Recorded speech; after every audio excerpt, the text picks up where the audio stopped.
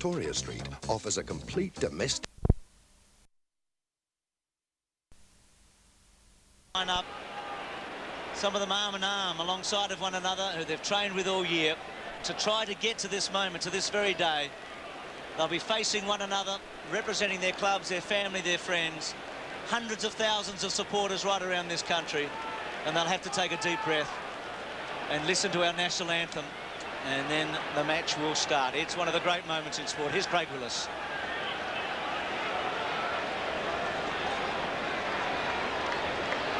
Ladies and gentlemen, Coca-Cola and the Australian Football League welcome you to the 2000 Grand Final. Would you please be upstanding for the national anthem of Australia to be performed by Tanya Doko.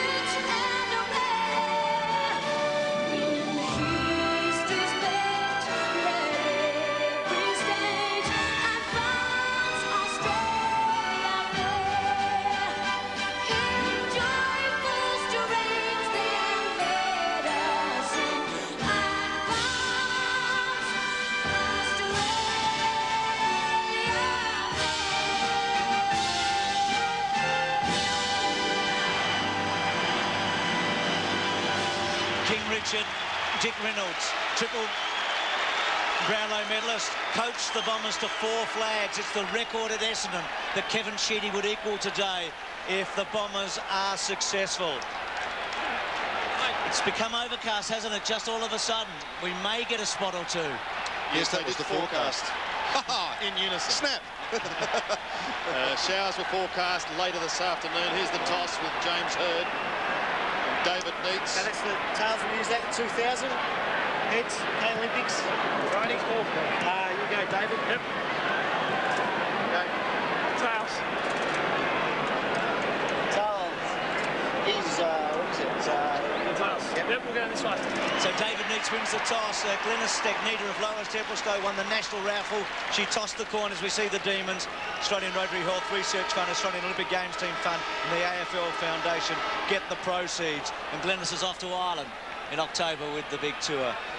Oh, Jason, you've been there a few times. 5 grand finals, 4 premierships. Hird and Neitz have taken responsibility. They're speaking to their players. They are. Look, most of this goes in one ear and out the other. You're just waiting for that first ball to be bounced up. That's not what you're supposed to say. Well, I'm sorry, it's a cold, hard fact, Malcolm. Speaking of going in one ear and out the other, Dipper, how are you going down there and who's on the very bench? good, that, mate. Absolutely fantastic. I'm looking forward to this game, but we've got the benches down here, boys, for Essendon, Buick, Barnard, Alessio and Gary Moorcroft. And for Melbourne, Gerke, Johnson, Simmons and Ben Beams. Good luck to the young boy. So Ben Beams, who's playing only his 7th game this year, he hasn't played in a final. Alessio on the interchange. Malcolm, did you expect he'd start on the ground? Well, it was the one key that he could actually... Sheets can actually change his team by putting him up forward. Plugger, you were here in 1996. It must have been a day you'll never forget. Tony, what are your feelings just before the start? Oh, look, it's going to be a great game, Bruce. And as you said, yeah, I mean, this is what we play footy for. This is what we trained all year for. And to be here on the final day, the grand final, is the ultimate prize. And look, it's going to be a great game no matter which way you look at it. But I just think at the end of the day, Essendon maybe just have a little bit too much class, Bruce. Thanks, Plugger. Well, Lloyd is with Ingerson. And Mark Johnson has got Farmer. Neitz is forward and Fletcher picks him up. Wallace and Schwartz, by the look of it. I tell you what, yeah, Nicholson on James Hird. Forward. That is a very interesting matchup, isn't it, Malcolm? Did this in the first final too, Jason. Hird early. So the Bombers go to the left and the Demons to the right. We've been waiting a long time, but once again, the moment has arrived. It is grand final day, and here's the first bounce. and there's a mighty roar, and White gets the first up, and Wallace charges in and gets away, and Hardwick kicks it off the side, and the chase is on with Rigoni, overruns it. There'll be some nervous players early. 35 of them haven't played in a grand final before. Rigoni's little one wants to find Schwartz. The Ox runs onto it. He's outside 50. He's inside 50. It's a chance. It's going. It won't be a goal. It's a mark by Neitz on the line. It looked as if it was going all the way. What about Jeff White jump in the first bounce? So White over the top, Schwartz an early touch, and the captain maybe to kick the first goal. Look at the angle. He'll probably try a check side. He'll probably try and improve. He kicks with the left and hits the post.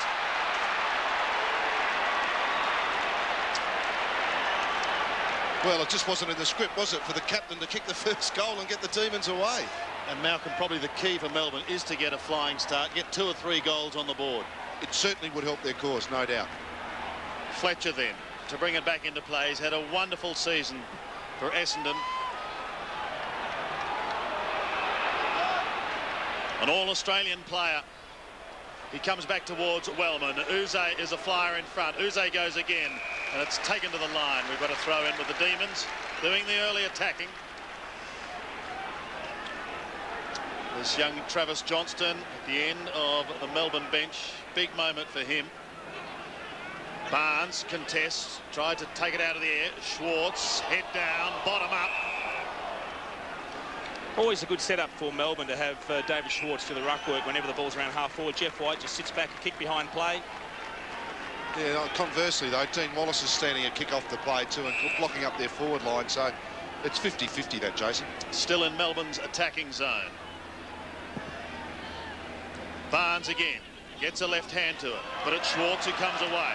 He's made a positive start, chips towards the 50, and Heffernan takes a courageous mark. Here's a young man who was brought up by his parents to follow Melbourne, and he did. So did his father, Tony. But now it's red and black as he kicks towards centre wing. Going to be a free kick to be taken by Blake Caracella. Almost at half-back, they've created a loose man. Solomon arches his back and then takes them on and gets away with strength, kicks to half-forward. Collins has got Lucas early. That's another surprising matchup. We thought Nicholson would get him. Lucas tries to get it off. Powell tries to get a quick kick away. Long getting involved. Leoncelli with some time. Belts it away. The bounce important. Attacking it hard was Hardwick. He keeps his nose over it. Farmer worries him out of it. Brilliant play, Farmer. He releases Green, the rookie. A good tackle from the back, but his free kick, I think, is going to Melbourne, is it? Coming back to the Demons, to Green for a push in the back, I think. This will settle him down too. A rookie. Cameron Bruce, their other rookie, missed out. Brad Green playing. A couple of early touches as we look ahead. And Green kicks to half forward. Schwartz the targets. Had a couple of early possessions. Blumfield at half back. Kicks the ball to centre wing. He wants Heffernan. Woden. Heffernan did really well to take the mark. He's made a good start. He's on centre wing. Drifts it in towards half forward. Caracella. The Bombers are away. They're inside 50. Barnes is at the back. Barnes can't quite take the mark. Could have almost been interfered with. A lightning tackle by James Hurd. Was it a push? No, said the umpire. Gee, that's an incredible fumble by Johnny Barnes. He'd snuck down the open side of the ground. He'd made space. The kick was perfect coming in from Caracella, and he just dropped the sitter. He gets another chance. We've got a bounce 20 metres out. Barnes contests. Hurd snaps. James Hurd bends it back for the Bombers. Is it enough? I think he started the run. He has.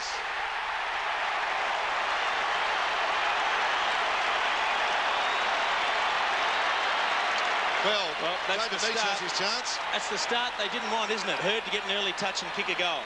Isn't it amazing? Both skippers who we're watching in replay, and Hurd just in the right spot. Just cool, calm. Just turned the ball over. A lot of players actually hit on the outside of their boot, but he did it beautifully, got it right, but just drifted in.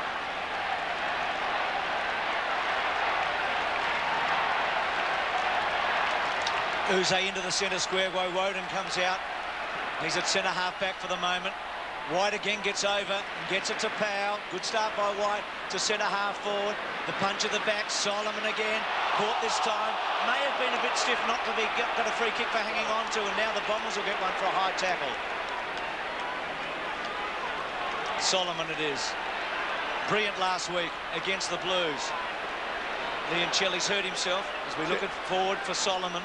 See what's up in front. Hurd makes a long lead here, and he's going to try and get to him, and he's got him. And that's a good mark down low. He took off a long way out, and then Hurd goes to Lloyd. He got caught under it a bit.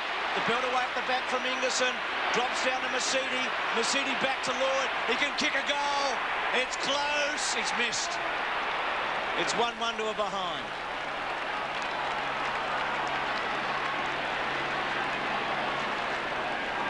Look good, the Bombers, early, don't they? Well, even though he kicked a point, Matthew Lloyd, it'll do his nerves wonders, just getting an early touch. Having Hurd and Lloyd both get an early kick and a shot at goal just gets him into the game. Uze heads to the outer side. And it's okay. Finds Phoebe. Off to Ragoni. Ragoni's got Woden running through half-back. Under pressure, he gets his kick just in time.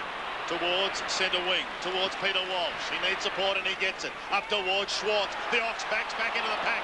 Couldn't take the mark. Robertson is waiting down, but he won't get a chance. Hardwick defends to the outer side. Only as far as McDonald. Now here's a chance for the D's with the player at Powell. Streaming towards goal. He shoots. And the Demons reply. Stephen Powell gets his first. He's been a revelation this year, Stephen Powell, since crossing from the Bulldogs. Not just as non-baller, but as a goal kicker. And we know he kicked 3 or 4 last week. He's going to follow up now, this time on the right foot. Just fed in well off Anthony McDonald, it was, I think, handballing the ball inside. And gee, he struck that ball beautifully. That'll certainly calm their nerves. They haven't been overawed by the start.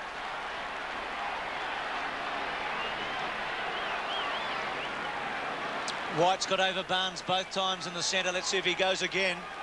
So scores level here. Demons have struck back quickly. Barnes got the run of it. Uze at the back. Quick left footer, almost a half forward. McDonald, who's handball, released Powell a moment ago. And now Schwartz, low. Neitz got him. It's a good kick by Schwartz on the left and a positive lead from Neitz. Oh, the centre work stuff is not real flash at the moment. The Bombers are all going for the footy. Melbourne are just peeling off and it's clearing it easily. Boy, wouldn't Neitz like to do what Hurd did at the other end here? He had the first shot at goal. It wasn't a bad attempt. He hit the post from the pocket. This would really give him some confidence. He kicked 3 behinds in a row last week before he settled down. He's got a good record against the Bombers. He's 40 metres out. He's hooked it a bit. Is it coming back? He's missed. I'll tell you what, David Neitz has let Dustin Fletcher off the hook early in this game. I mean, you take 2 marks, 2 shots for goal, and he is yet to punish him. So all of a sudden, he's just taken the pressure back off Dustin Fletcher, who could have thought, after a couple of minutes' time, that his opponent had a couple of goals, and it'd just take that attacking frame of mind out of him. Fletcher towards Barnes. Uze flies with him, but this time Barnes holds. That was better for Big John as he kicks up towards half forward. Curia late spoil. Oh, stolen by Long. Back to Lucas. Mercuria's there. So too Caracella. Caracella into the open goal. Bombers away.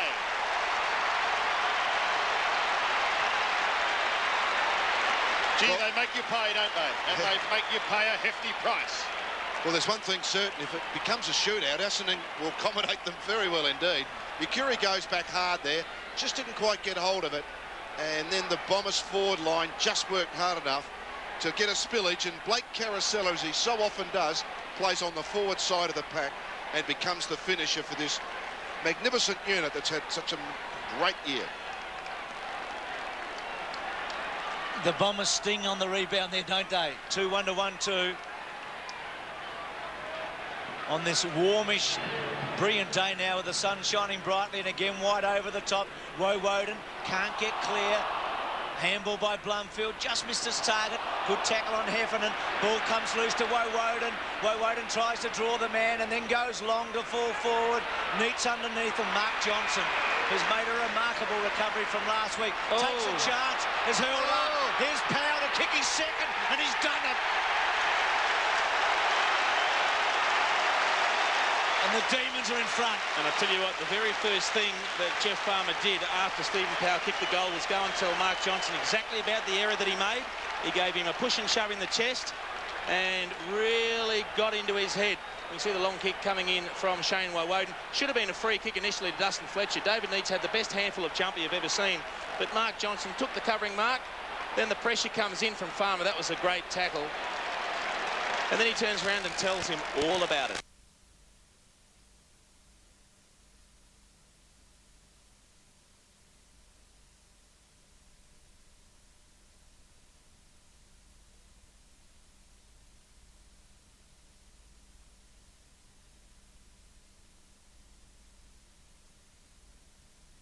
Just wondering, Jeff White jumping hard here, whether in fact to throw Alessio on just for 7 or 8 minutes, just to get some different change up in the middle of the ground.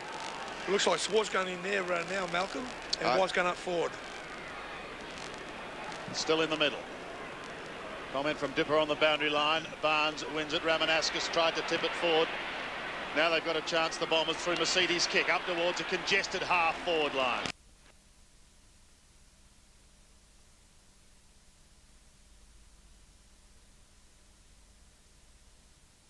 Towards Jeff White, the big man lopes through half-back, tries to change direction. It comes to Schwartz, tries to get clear.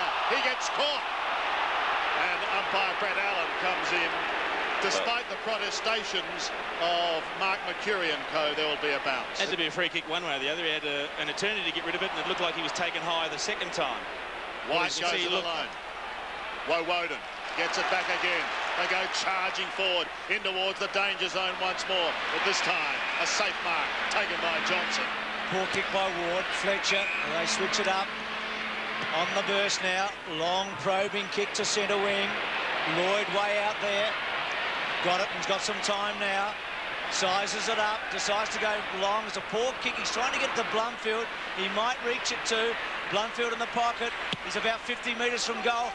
Useful kick to Barnes. Barnes well done, Ingerson. Barnes' handball brilliant. Heffernan searching for it. Can't find it. Is it still in play? Hit the post. It's a behind. It's a good start to this final. These two teams look pretty well matched up, don't they? They do at the moment. Actually, interesting there with Lloyd. Ingerson not going with him up the ground. He just swept back, didn't he? He swept back, and John Barnes has made his intentions clear. He's going to push forward at every opportunity. Phoebe then to bring it back. Comes into the pocket. Matthew Collins is away. Chipping back towards Russell Robertson. Couldn't take it, but his recovery was excellent. He's got time now to have a look down towards centre wing. He needed that time because Rigoni slipped and turned it over to Solomon. Now the Bombers can start it again. Lucas, it's a wobbly old ugly punt kick up towards half forward. It might be ugly, but it was effective to Blake Caracella. White coming off the ground. Coming on is Simmons. The kick goes to half forward, and the Bombers will have another shot courtesy of Justin Blumfield. Well, for a bloke that plays predominantly as an on-baller, he is one of the best aerial threats in the game, Justin Blumfield. Often takes pack marks, just drifting down from the wing into space. The kick came in into a good position, and that's a very good lead. And Jeff White off the ground? Yep. He's not. You've got to think he's injured, surely.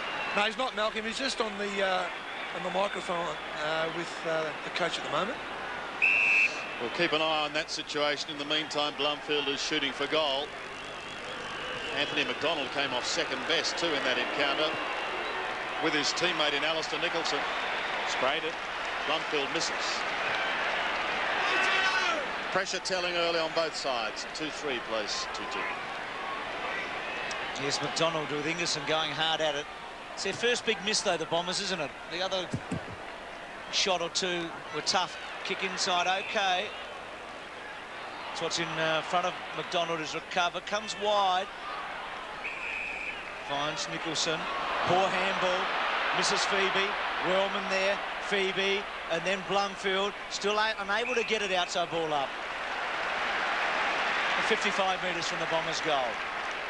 They lead by a point. Simmons on. Number 46 for the Demons. Do the ruck work while White's off. And he might get a free kick against Hurd for hanging on. The advantage is given. Everybody had stopped. Powell comes away, bit of a mongrel kick. Swartz has been in good touch. Beautiful handball, but Green just couldn't quite get it. It may have been an inch too far or a centimetre. Hardwick belts it away. Not far. Leoncelli misses it. Hurd on the up. Gets to Mercedes. Big Blue going on behind. Mercedes kicked the centre half forward. Uze came in from the side for the Demons. Walsh was there. Mercury puts on a pretty effective tackle. Ball up. They've settled down back behind at centre half forward for Melbourne. Gee, the chances there. The handball from Swartz to Green. Here's Wallace with Green. His first year, Brad Green. A little toe poke from Carousella. Play on call, not 10 metres. Barnes clever, and now Mercury. Mercury's 45 metres out to Carousella. Carousella in the pocket. He's a clever footballer. He's kicked it. What a great goal.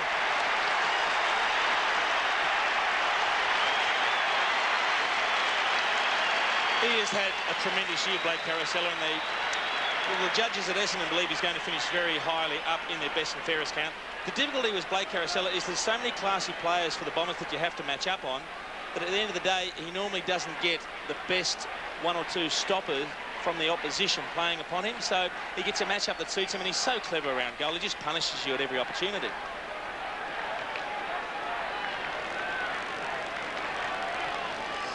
The Bombers by 7 points. Jeff White, just having a chat with the coach, is back. Contesting with Barnes. A bit of a line ball, but it'll be Essendon who take it out of the middle once again, courtesy of Joe Mercedes. Down to half forward. The lead was on from Lloyd. Hurd was claimed. Taken to the ground. Did he have the football? Nicholson plays on. Gets the hand pass away now towards Walsh. He goes to the outer side, and Leoncelli. Leoncelli on centre wing. Has a bounce. Loses it. Regains it. Wobbles a punt to half forward. Solomon cuts it off. Comes back again in towards centre wing. Johnson is there, lurking dangerously. Goes over the head of Long, up towards the half-forward line. Big pack of players. Smashed back again towards Johnson. He's got the pace to come through half-forward. He goes onto the left foot, spears it in towards that position now. Collins gets caught, gets ripped to the ground, and he's been pinged. Umpire Allen, the grand final umpire last year, the All-Australian umpire last year, has pinged him. Well, he didn't have Long, Collins, but when he gathered the ball and he saw Michael Long coming, he did try and evade the tackle, so that was considered prior opportunity to dispose of it. I mean, you've got to be given some time, look, Jason. He's taken a half a step. I realise that, Malcolm, but I think the umpires decided, well, he decided to turn around and try and run away from Michael Long. Oh. It was tough, but it was a very good tackle from Michael Long. So here is the 93 Norm Smith medalist,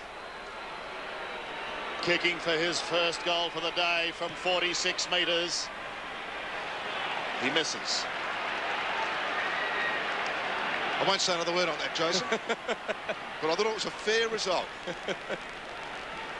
Johnny Elliott in the middle there, the president of the Carlton Football Club, who were beaten by the Bombers last week. Stephen Phoebe, we can see what's in front of him here. He's going to come wide to Uze. He's out. It's out on the full. Hurd will take it from about 48. Well, I will say this, Bruce, we were down on the ground earlier. There is a swirling breeze, and at times the ball will drift a little bit in the air, not favouring one end or the other. So Hurd from the pocket, very short. Mercury plays on. Oh, smother was good from Collins, and then belted on by the Demons. They may get out of this. Ragoni, Woden, Ragoni in some trouble. I think leg Woden coming back. Free kick. A couple of the Demon midfielders have looked a bit jelly-legged early in this match. Ragoni's one of them, Leoncelli another, but Woden has settled pretty well. So Guy Ragoni at half-back. He missed a great opportunity a few minutes ago when he went to ground and the ball was coming out of defence. Up and under, but long. Schwartz and Wallace. And from the side, Blundfield, Jason talked about his ability overhead. It is outstanding. The kick to Hurd. He's got him. Just forward of centre wing.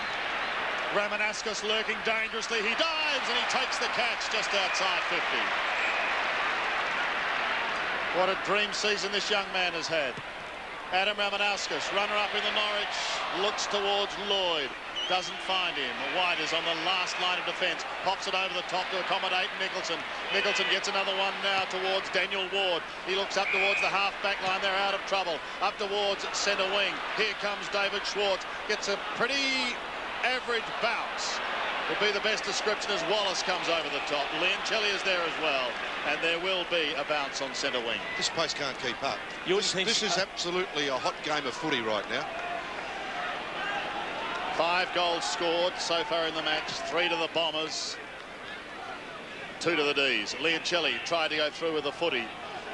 At the bottom is James Hird in one pack, Heffernan's in another. And it's very tight, as you would expect. And Malcolm, again, similar to when Matthew Lloyd came up the ground earlier and Ingerson swept back. James Hird is up following the ball, and Alistair Nicholson just sitting back across half-back. Just test out their fitness. 6.5 minutes remaining in the quarter. Flicked out wide towards Liancelli, or Schwartz had a fresh air shot. Solomon should be able to clear. Penetrating hand passes of beauty to Blumfield. Blumfield through the middle now to the run of Ramanascus. Go all the way at him. You're the young man who could do so well. Ramanascus 35 metres out. Takes it away to the right and disappoints the Bomber fans with a behind. And Melbourne have made a change. Johnson off and Johnson on and McDonald off. Interesting, isn't it? Blumfield and Solomon, 2 very good players in the air. Play well above their height. Really can stop the ball in the air. So Johnston on, Travis Johnston has come on for the Demons. He's a good pinch hitter. They've got away with it a bit here, Melbourne, because the Bombers should be 3 or 4 up by now. Phoebe down the centre, danger again. The kick-outs are a problem. Masidi couldn't quite take the mark. Walsh, Lucas comes through. He's got some length. He's hooked it, though. So we're up to 3-6 to 2-2. One of the problems is, Bruce, I feel, is that the Melbourne half-forward line and centre line have really pushed down for these kickoffs and brought their Essendon defenders with them. So you've got a lot of players in that zone, 3 more than normal. Gergic on. And Robertson off there, Bruce. Russell Robertson having a spell. Phoebe again. The Bombers not taking advantage of their opportunities. 9 effective scoring shots, and they've booted just the 3 goals. Phoebe grabs every centimetre he possibly can towards White. Gets it off to Wowoden.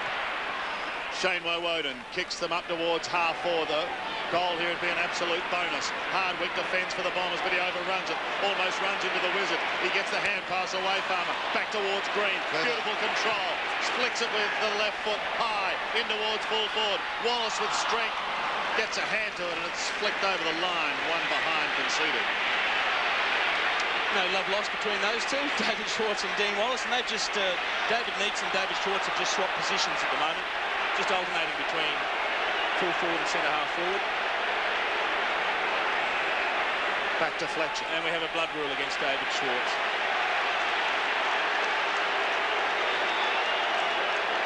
Not in a hurry to get off the ground either, David. He's not particularly pleased at the moment. He's had a go at 2 of the umpires already on the way off. I think he's a little bit disappointed at not getting a free kick. Conditions as we speak becoming decidedly overcast. Still very good conditions, though. As their recent record certainly weighs heavily with the Bombers. 7 to 3 in their past 10. So Schwartz is off. Troy Simmons back out onto the ground. It's been interesting in the midfield for Melbourne. They've had Uze, Rigoni, Liancelli, Powell and Wowoden, 5 of them already through there.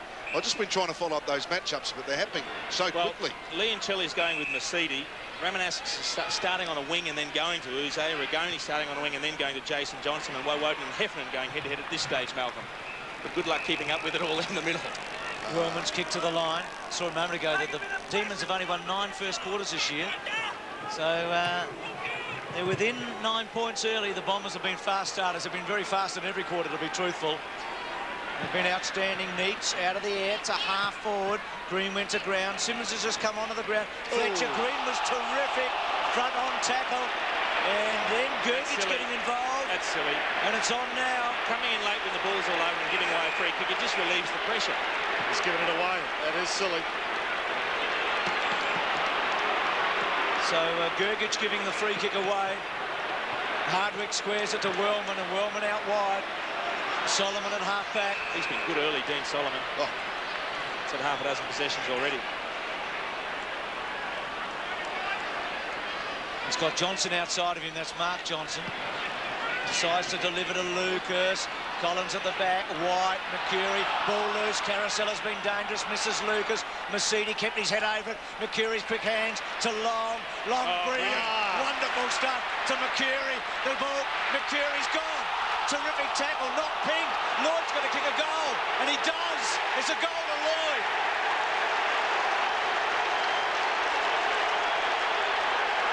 Well, what's the difference between that and Collins? I know it's different. It had a heap of chances, Mercury. I think he handballed it away, Bruce. Yeah, I think we need to wait and have a look at the replay. Well, I think you'll find he's handballed it. How good was Michael Long in price? Sensational. Now, he runs around the player, has a bounce, gets tackled. Does he handball it? Yes, with an open hand, though. Open hand. Pretty hard to pick that up, though. Oh, they got a great goal anyway. Crowd doesn't like it. Didn't get fist the ball, boys. Schwartz back on. And the crowd seeing the replay, not happy, especially in the Melbourne members area. 4-6 plays 2-3. Woden out of the middle. Can the Demons reply? With just under 4 minutes remaining. Kicks up towards the forward line. Hardwick was a flyer, but he couldn't take the mark. Solomon's been good. Neitz tries to keep it back in play. He gives it over the back. Here's a chance for the reply, and they get it straight away from Green. The youngster's done it again.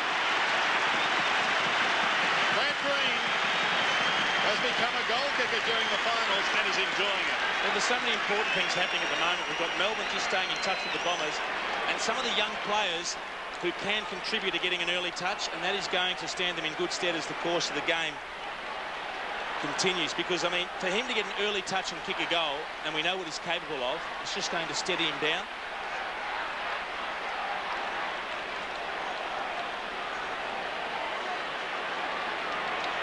Three to 2 in the Demons' favour out of the centre square in the opening term. 4-6-3-3. So Melbourne right there with the Bombers. It's been an outstanding opening quarter. Barnes just took White's run there. He's a bit lucky. The handball away by Hurd to Blumfield. Blumfield out wide. Kicks to centre wing. Well done by Uze. Ramanauskas. Hurd was brilliant. Little kick over the top. Barnes and White. Barnes has got Ramanauskas. He's got him. He's about 80 metres from goal. Beautiful kick to Lloyd. Just had to wait. At the bottom, Jason Johnson has missed it. It was a classic build-up. They have been a little bit wasteful early, Essendon. They've had the chances. They've had 11 scoring shots to 6, and they only lead by 10 points. They've had a lot of it, haven't they? And I reckon the Demons would be pretty happy at the moment. They're within 2 goals and going all right. Well, Jeff White's going all right. There's a few others that aren't, Bruce. I mean, some of his taps to get it down forward quickly have been outstanding, and that's really their 3 goals. He can't do that all day. Rigoni this time brings it back into play. Heads to the outer side. Lucas, oblique fire from the back, can't take it. Waiting down, however, is Walsh. He's away from Melbourne in towards Powell. Powell's already kicked a couple of telling goals. Chips in towards Schwartz. Out he comes. He's in front of Wallace. He takes him to the ground. Wallace is first to recover. Little chip back was dangerous. It was meant for Johnson. But watch out because the Wizard and Green are both lurking in that vicinity.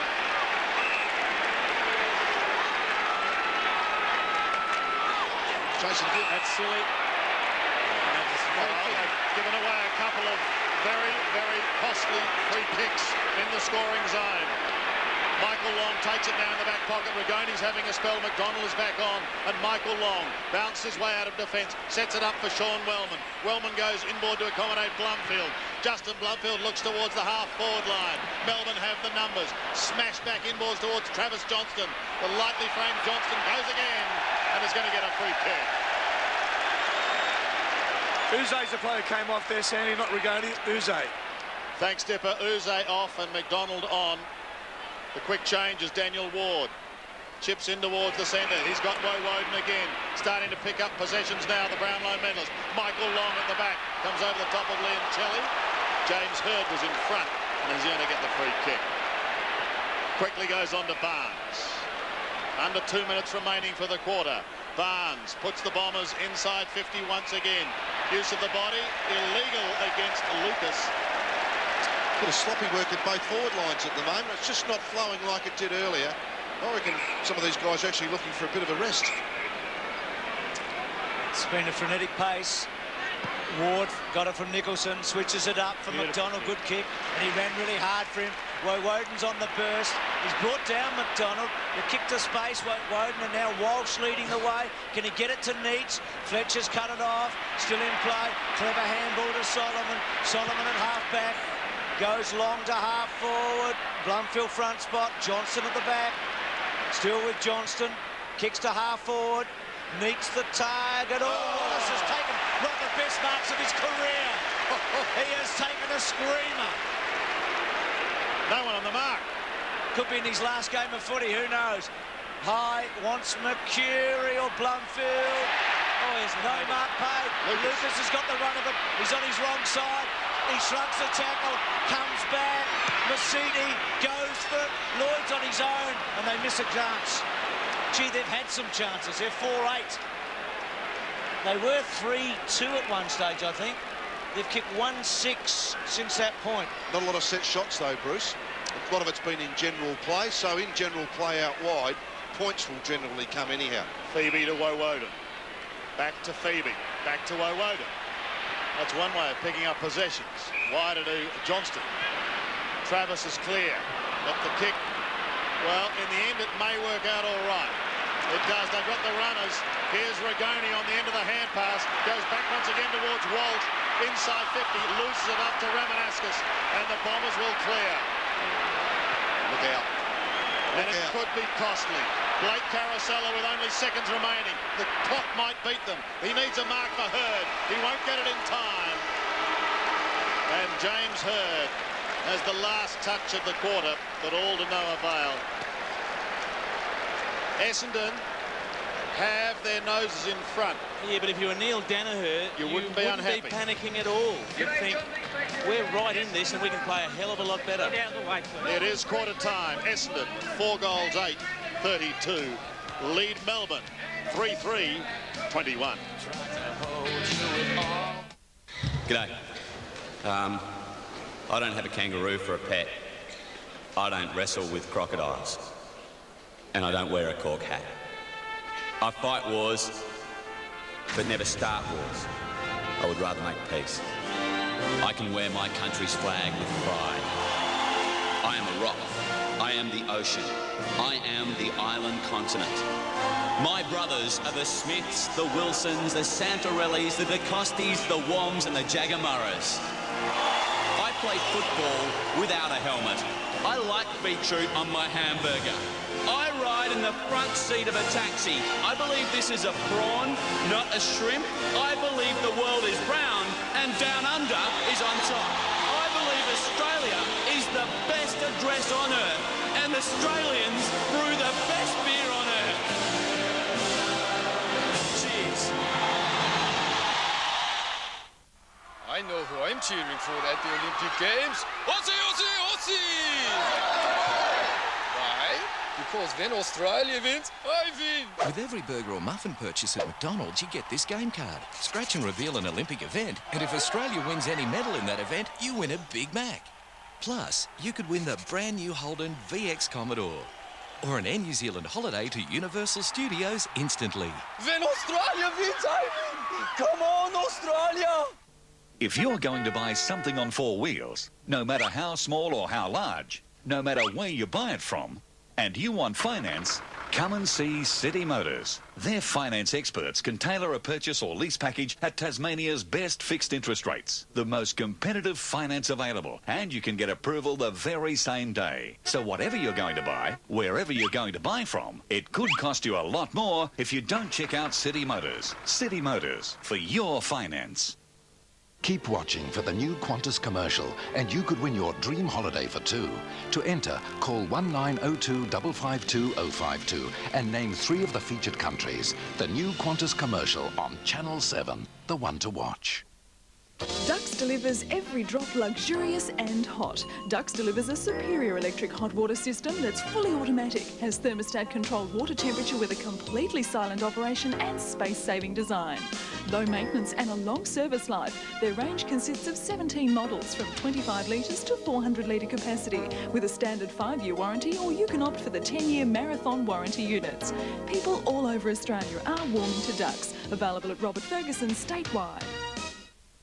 This is the world-class Lerva TV from Germany. The only place you can buy this amazing picture quality and fantastic styling is at Quantum, where you get the best product, the best price, and the best advice. Lerva television, only at Quantum. You might be distracted. You mightn't see the other vehicle. The road may be slippery. You could wreck your life, just like that. She's beautiful. I'm a mystery woman, remember? Sexy. Were you gonna strip search her next? Because that would really crack the case. And she's caught in the middle of a crime syndicate. I thought they were cigars. Nobody is gonna believe that. Jag, Monday.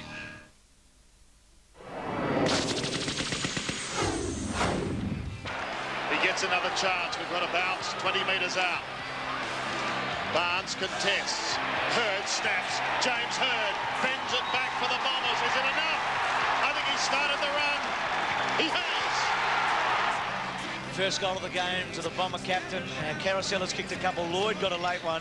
And for the Demons, Power with a couple. And Green, the rookie. So it's 4-8 to 3-3.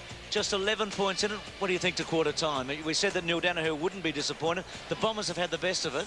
Look, they have, Bruce. On my little voting system, I've got 7 Essendon players and 4 Melbourne players. So I think it's been a bit lopsided, the Melbourne performance. They've been competitive, but not clean. You can interpret that two ways, though, Malcolm. More players are playing well for Essendon, which means there's greater improvement that can come from Melbourne because they don't have a lot of players that are playing particularly well. But the big if is whether Essendon allow them to come good. Exactly. Bobby Skilton, who won 3 Brownlow medals with South Melbourne, the Swans. Danny Frawley, the coach of the Richmond Football Club. And St Kilda's long-time captain before that. Again, overcast at the moment. It's been brilliant sunshine for a lot of the day. If we get any rain, it'll be not much. Michael Long, I think, is on the interchange. I think players would prefer it overcast, though, Bruce, because they haven't played in warm conditions for the last couple of months. So the last thing you want to do is start that now. Farmer, a couple of touches late. So Alessio starts here.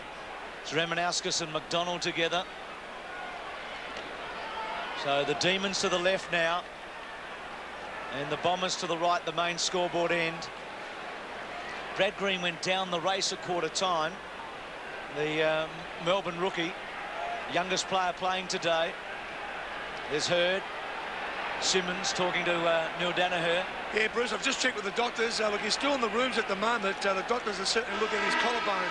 Maybe it happened in that first quarter with him and Wallace. So we'll let you know what happens there. So Green down in the rooms as we start the second quarter of the grand final here, with the Bombers leading by 11 points. White, Masiti out wide. Attacking at Ward, just overran it. Mercury quick to get back. Ward did really well to get back and put some pressure. Ramanauskas, back turn. Ward's low handball was very effective to Collins at half-back. The handball inboard to Leon Jelly. Arches his back as he so often does, and then kicks to half-forward waywardly. Fletcher misses it, dropped it, and the Demons could be in. Rigoni rushes the kick to full forward. Schwartz is in the box seat. Wallace did really well.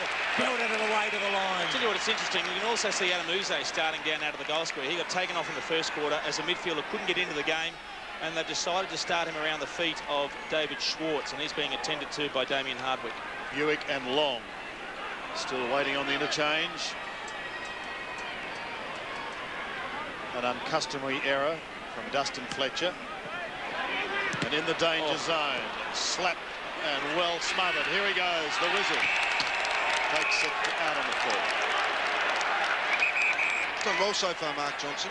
You'd be pretty pleased knowing that Farmer hasn't had a shot for goal yet. Yeah, he's done a couple of good things though, Farmer. And we know that he can explode at any time. Just making sure that he doesn't play onto the open side. That was good play by Jeff Farmer. He kicks to the outer side. Big pack of players. Ward couldn't pick it up. They go again. Johnson comes out the back door. The Bombers may get a chance through Carosella. Then again, Waltz might have other ideas. Off to Powell. Had a pretty good first quarter. Kicked a couple of goals. Goes down towards the half-forward line. Solomon was very busy early too, and he's going to need support here. Well done by Solomon. By G did well. Now they're away up towards the half-forward line. Collins must punch from behind. Lucas is there. He's taken to the line. We've got a throw-in. It gives them a different look in their forward line now with Alessio playing on there. Nicholson's had to go to Alessio, and Phoebe's dropped back onto Hurd, which, if it gets down there quickly... instantly, Malcolm, Hurd's gone straight to the goal square and he's one out. Yeah. 9 possessions, Woden in Mercedes to this stage. Mercedes over the top of a Ward with him. And a ball up. Just following on from that, Jason, one of the problems was Hurd was terrific for that 5 minutes he went onto the ball. Yep. By doing that now, you're actually taking him out of the game again, unless the ball gets deep into the forward line. And also moving Matty Lloyd out of position. Yeah. Although they wouldn't be upset about dragging Anthony Ingerson up the ground, I wouldn't think. Alessio there with Nicholson. Nicholson just gets it wide to Mercedes. Couldn't break the tackle. Ward's kick along the line. Gains about 20 metres, I guess. Another boundary throw in. They're scrapping pretty well, the Demons, at the moment, aren't they? It's a stalemate at the moment, isn't it? 11 points, the margin. This is where Carousel is dangerous. He starts running forward in this environment. Alessio and Nicholson contested.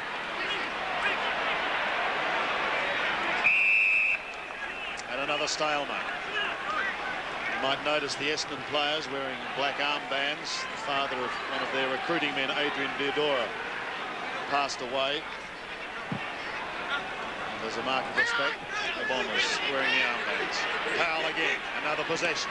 He's on centre wing, got a call from centre wing. The advantage is now being paid. Wellman's at the back. So really any advantage disappeared. Fletcher gets it back to Wellman.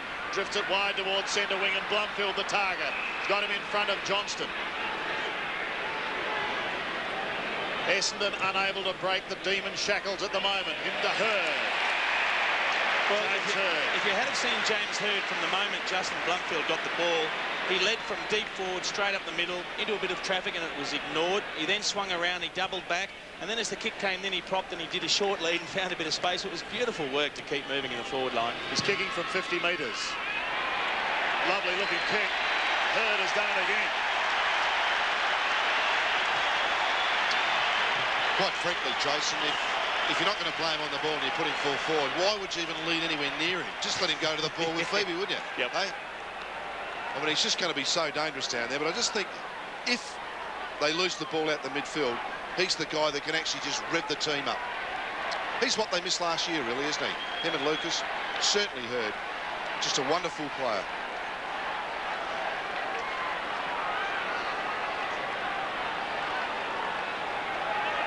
Big margin of the match so far. Out to 17 points. Demons need the next one. Wide over the top. Powell read it well. Powell from 60. Wobbly kick. Farmer was held on to. He's going to get a free kick. He was grabbed.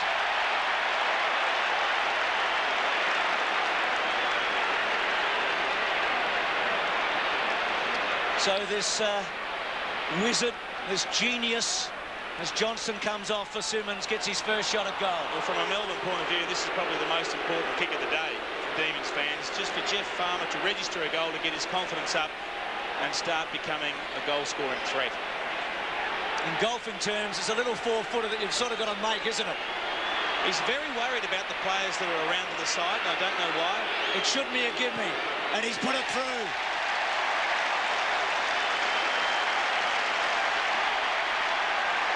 As you said, an important kick.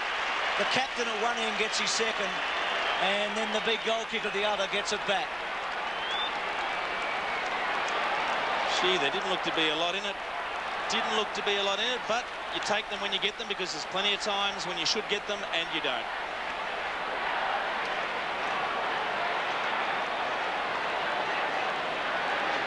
Farmer gets his first.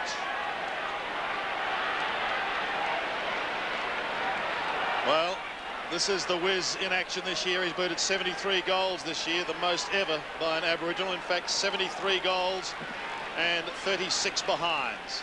So Melbourne answer. Rigoni out of the middle. A little too high for Phoebe.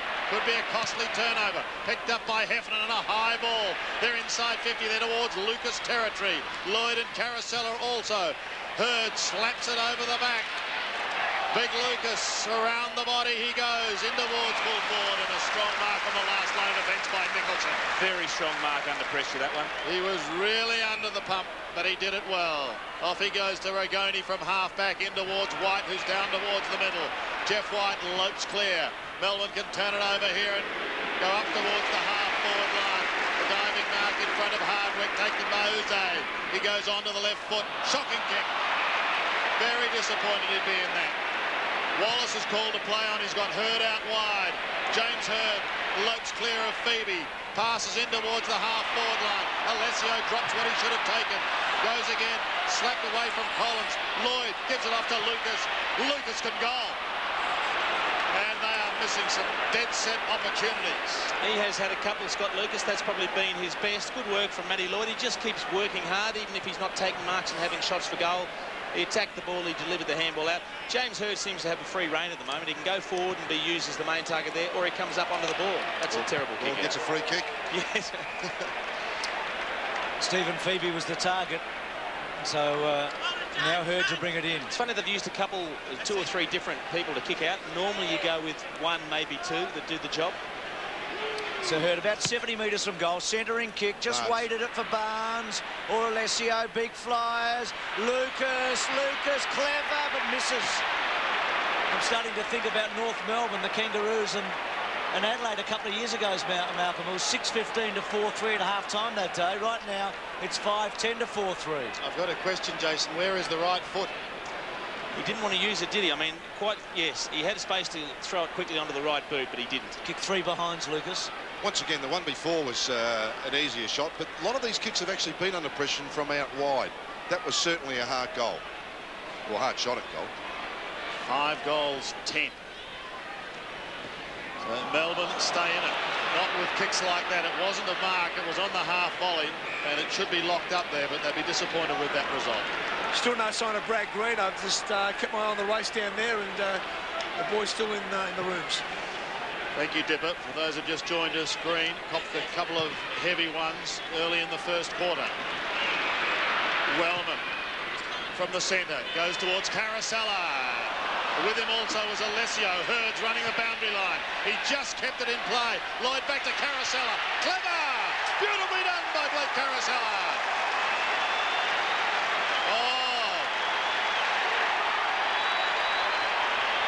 James Hurd. He's a genius, isn't he? He is a genius. I tell you what, it was very close to being out. We have to remember that the whole of the ball has to be outside the line, but just have a look at this. Snuck it back in, and great work from Mercury. I mean, to get that quick handball out. Blake Caracella with 3 goals. Some of the young guns are firing up. Blumfield, Caracella, Solomon, they've all been great.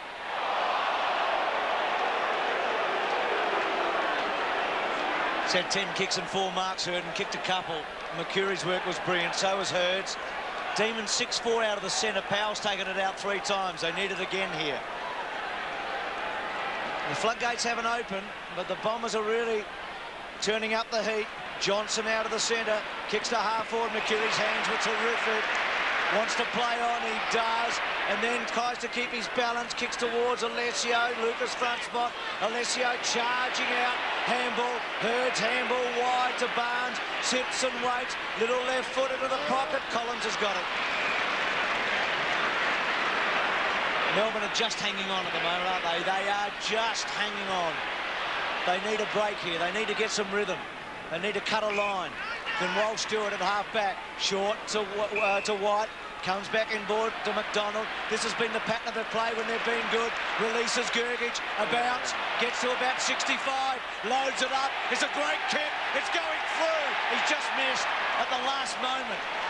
And Jeff Farmer ruefully opens up his arms as a gesture to say, why didn't you pass it to me when I led early? Look again at James Hurd, and that ball did in total look to be over the line and out of bounds, but that's history now. Blumfield marks almost down at the centre. He looks towards half forward. He's got Lucas and Solomon lurking there also. The Bombers starting to flex their muscles in the form of Mercedes. Gets it wide to Ramanaskas. In towards Lucas again. I'll tell you what, that work rate's pretty good of Scott Lucas. We know he's missed a few opportunities, but a moment ago he contested it half forward. The ball broke loose, a handball came out, and he was up and leading the space again. Well, it will test him. It's not the pocket for a left footer. There's a bit of a problem with him doing that, though, Jason. He's actually taking the full forwards run a fair bit. I think if you were there, you'd be reminding him of his positional play. I would, and he'd probably be ignoring me as well, Malcolm. There you can see what he can see. He's got an operating target of just over 3 metres from that angle. The left footer from Camperdown has missed to the left. 4 points. 4 behinds. 6-11. Plays 4 goals for midway through the second quarter. They really need to clear it from their zone now. Essendon going very traditional, 3, 4 and then 5. But Melbourne have brought down some extra players. Solomon standing at the middle of the ground makes it hard for them to go down the middle. So Phoebe comes wide for Nicholson. Brilliant. He's been a magnificent leader in this first half and then caresses it to Alessio and gets him. Well, everything James Hird at the moment is turning to goal. He has the Midas touch. James Hird, by the way, is favourite for the Norm Smith medal, and at this stage, why wouldn't he be? And one M. Blight is amongst the vote givers for that, and he would be casting a very keen eye over the performance, I would think. He's going okay. He's going okay. Okay. It was a very intelligent kick to it. It looked like Alessio was outnumbered, but what he did realise was that he had a distinct height advantage, and he just put it up in a position where Alessio could use that height. Saw the goal view a moment ago. They need one of these. I say need it. They're on top 6-11 to 4-4, but this would give them a 4-goal break. Plenty of time to go before half-time, but it's all at one end at the moment. The favourites are away with a good lead, and Alessio has missed it. It is North Melbourne like 2 years ago. They're 6-12. Once again, it's not from the easiest spot on the ground, though. No, and there is a swirly breeze out there. Yeah. But, look, it's keeping Melbourne in the game, but it is a real danger sign when the opposition has had twice as many scoring shots as you have. And just down on the ground with Dipper at quarter time, fellas, that wind has probably picked up a little bit and is certainly swirling around a little bit more than what you think. Look, I just think the kick then, I mean, he really tried to steer it, didn't he? I mean, it's just always has been better to kick a full-blooded kick. Rigoni goes back again towards Phoebe. He's got his skates on. He's away, but Barnes is going to chop this off on centre wing. John Barnes coming back to the old club. Carosella loose on the outer side. Thought about Lloyd, but now chips towards Solomon. 1-2 grabs. It's not his. But beautifully clipped away towards Johnson. Johnson goes towards Lucas. He's playing from behind. It doesn't matter. He's got players in front, and the Bombers are starting to motor. Mark McCurry gets his first. Poor old Troy Simmons. He found himself outnumbered 3-1. All Scott Lucas had to do was force the ball to the ground, and there are a couple of crummers. Mark McCurry, one of them in the right spot. We see Blake Carosella, who's having a field day. Almost a good mark to Dean Solomon. Have a look at Jason Johnson's approach here. He just puts the head down and goes at it. And now we see surrounded. If McCurry didn't pick the ball up, Blumfield would have.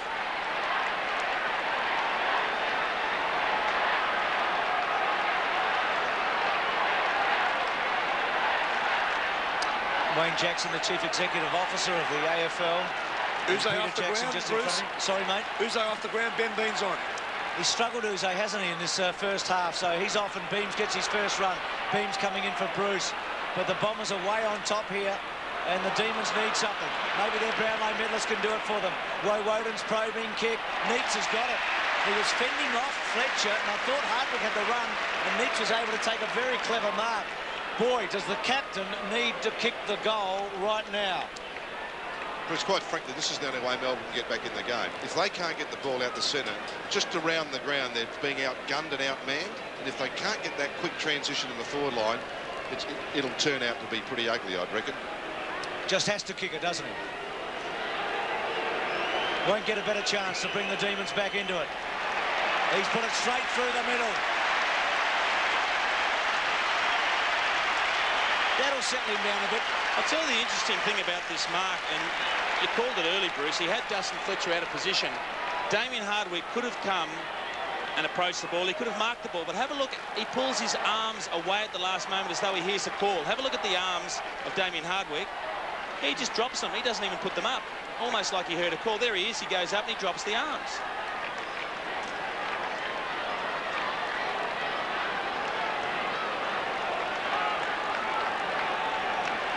Captain's goal, keeping Melbourne afloat late in the first half here at the MCG. White can't get it out of the middle. The Barnes hand pass was wide towards centre wing. They lose it again. It's flicked towards the half-forward line. Needs someone going past. Doesn't get it. He goes again. He's taken to ground. There's some biffing as Liam Kelly tries to force his way through a wall of red and black. He's not successful. And Brett Allen comes in to take charge. Johnson about to come on for Phoebe. 19 effective scoring shots to 9.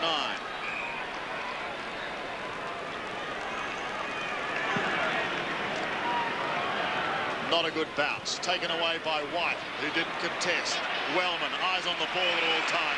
Too much height for Powell, and he positioned himself the better. Swartz now playing centre half back along the back line there, Malcolm. Wellman wide towards Hurd. Hurd just keeps it in play. Had Wellman going past, but he elects to go inboard a little further to Wallace. So the Bombers looking to start something from defence again. He can go short to Johnson. Fletcher running past. Now they've got it.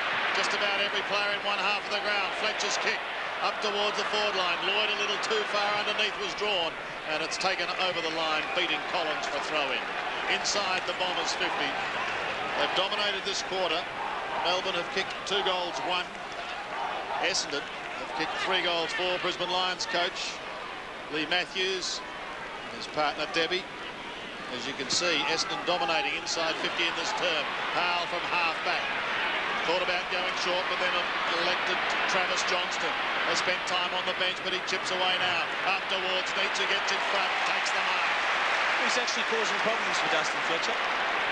Could go short to Beams, but elects to go longer to the Wizard. Johnson is there with him. The umpire lets them go.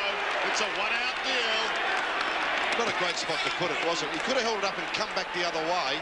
Would have been a much, much more dangerous position to kick it. It's almost where the kicker can dictate where the person leading has to go. Ignore the initial lead and signal him to go back to goal. Kick it to the open corridor. Right forward pocket for the Demons. A heap of players around it. Neats works Barnes out, then belts towards the line. Mercedes, so we're back to where we were a moment ago. Lucas coming off there, boys. Yes. Tipper, just Schwartz and White just swapped for a while. White went a bit forward. Schwartz had a 3-minute run on the footy, so they've done that a couple of times. So Long coming on for Lucas. Again in the pocket. Now Barnard there, Bruce. Barnes at the back. Barnard is a thanks. Johnson. Gee, McCurry had it for a fair while. Gets rid of it now.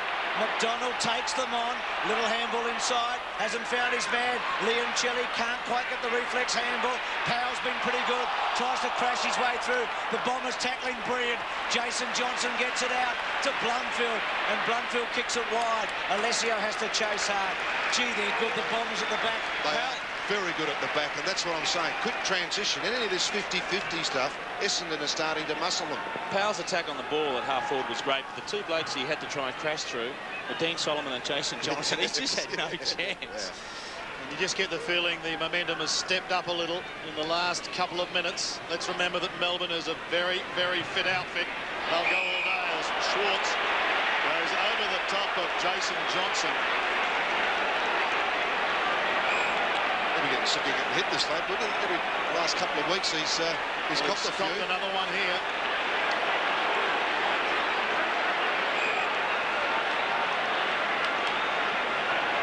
He's not going to take the kick. It's going to be Ramanauskas.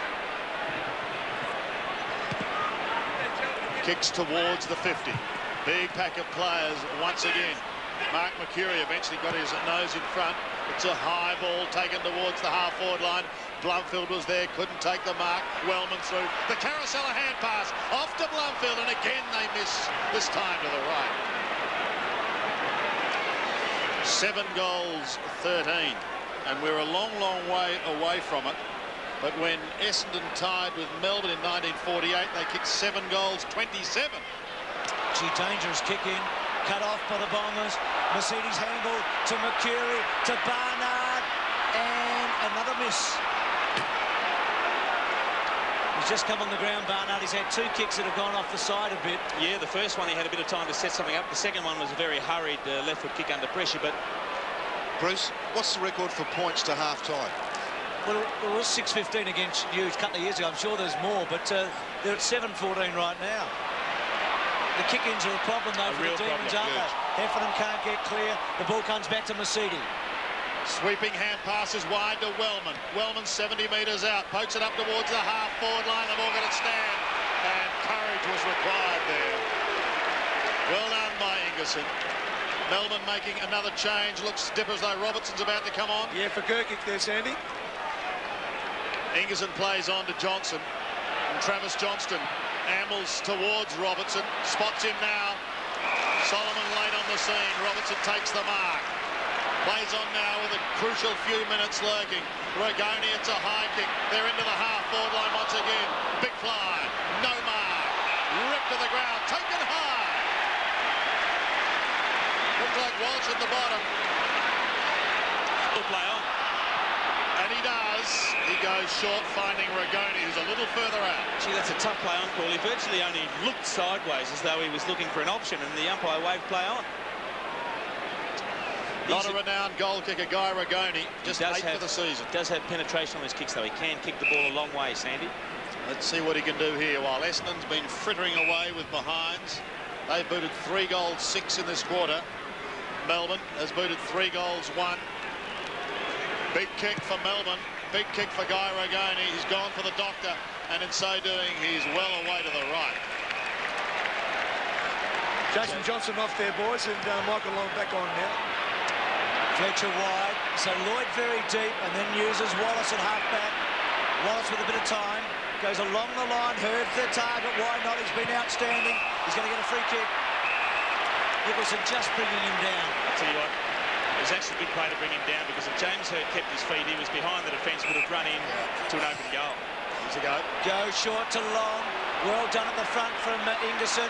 Long's handball terrific. Blomfield, Barnard, at long last they've got a goal. Third time lucky for Paul Barnard. He's come on in the last 5 or 10 minutes. First 2 kicks weren't very memorable, but I think he'll savour that one when he looks back. Good work from Michael Long, competing against 2 bigger players, Ingerson and Collins. A little bit of a question mark over the handball. Didn't look too clean, but Paul Barnard was a recipient of a beauty. Blomfield scored terrific, wasn't it? Ingerson hurt, coming off.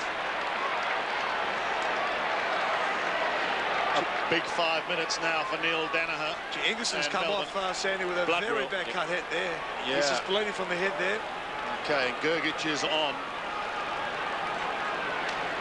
Essendon open up a very telling lead. 8-14 plays 5-4. Melbourne need a couple of quick answers in these next 5 minutes. Ragoni wobbles one past McDonald. Chopped off again, however, by Wallace. Heffernan comes in over the top. Liancelli's there. Blumfield also with Solomon.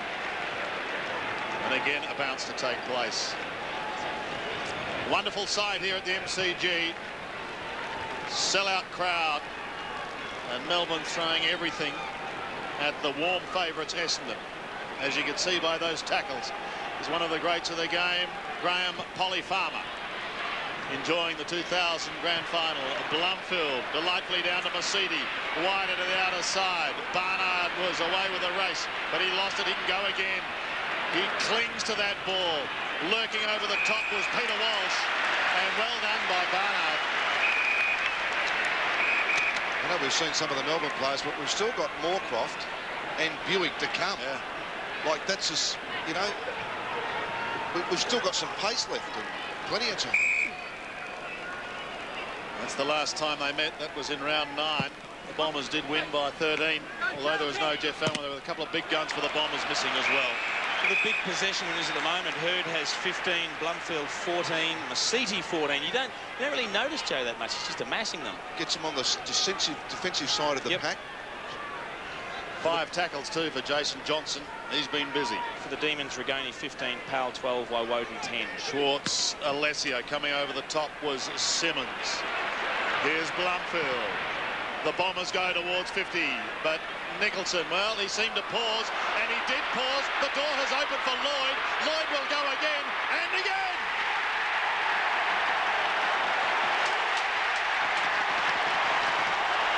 Matthew Lloyd.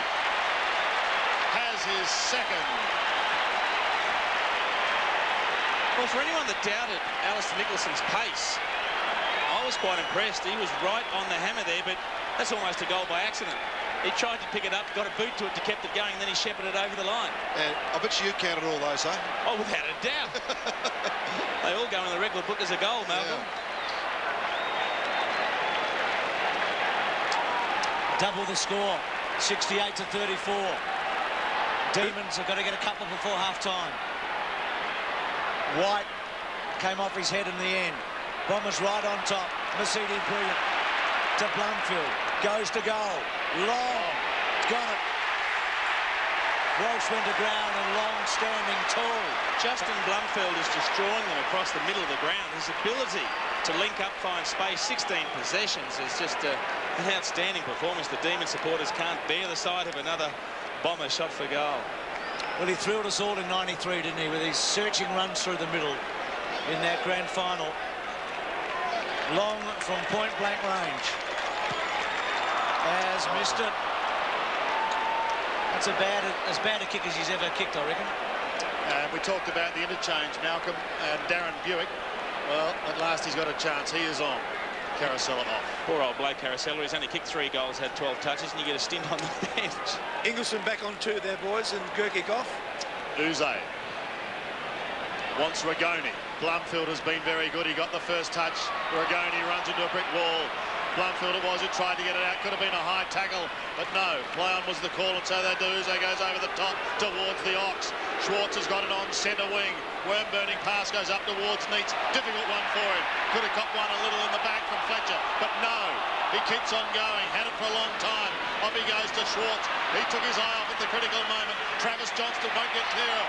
Powell will. Powell has kicked a couple in the first quarter. They desperately need this, but they won't get it. One behind.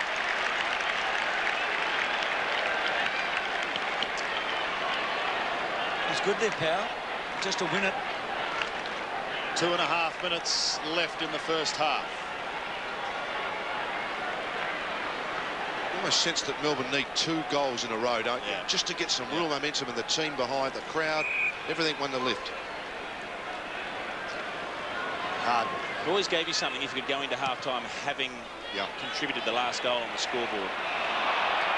Over the back, Blumfield. He took it over the line. So we've got to throw in on that outer side. But Blumfield has been busy. He has 16 possessions. And the Carousel at 12. There's a couple of the Melbourne names that we know. Stephen Tingo's had dreadful injury problems. Matthew Phoebe was, we understand, quite emotional before this game with the late change being made. This is Wellman tumbling a punt towards the centre wing area again. Uze and Co see it over the line. And not for the first time. Not for the first time the Demons have given away silly free kicks. Gee, they've proven costly, haven't they? Would you say it's not for the first time? Lloyd was taken high there. The advantage is paid. Isn't it advantage? Barnard will tell you that. Yes, it is. Here they go. Lock, stock and 2-gun smoking. Well, they've got nobody to blame but themselves, the Demons. We've seen free kicks down back. This time, a silly free kick given away on the wing. And there's plenty going on out there, and I think the Essendon players right now are just asserting themselves. I think Jeff Farmer's jumper might be lying on the wing, all on its own, being retrieved by Robertson. I'd have to say this is one of the great handballs you've ever seen in a grand final from Buick. Barnard didn't have to change stride. Just a great, great team goal. Farmer's jumper was ripped off his back by Dean Wallace. Gee, this will suit the Bombers perfectly, getting into his head like that. If he's distracted and wants to get on with the physical stuff, they'll be happy with that. Put a gap in them, haven't they? Demons have some poor discipline. Adam Uze giving away a ridiculous free kick at centre wing, and it all started from there. Mercedes gets it to centre half forward. Nicholson almost. Barnard's been terrific. Schwartz at the back. Decides to load it up. Torpedo punt. It's all Bombers. Wallace is enjoying it. He's having a terrific afternoon. Blumfield's been brilliant. To Hardwick. To half forward. Alessio and Simmons. Simmons catches him. Gee whiz. That's ridiculous. Michael Long. He could get reported for that. Just charged straight through him, hasn't he? taking him up the front. It's very dangerous when you do attack a player's head like that when he's over the ball. Well, it's on here. This could be a defining moment as Melbourne players streaming in. I'll tell you what, I think it was James Hird who came in to remonstrate with David Schwartz, and David Schwartz just picked him up and body slammed him. Gee, it was a reckless charge by Long. It really was. That young boy had no chance to protect himself there. We certainly hope that he's not injured in any serious fashion, Troy Simmons.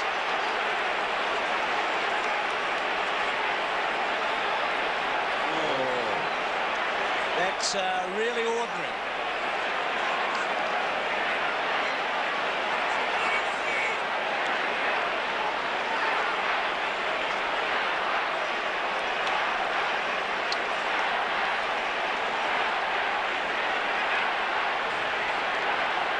Listen to the crowd. They were just willing the Demons to get back into it. Clock has stopped with 1.5 minutes remaining in the half, and Troy Simmons will be stretched from the ground. Nicholson still remonstrating with Michael Long. Buick there trying to calm him down.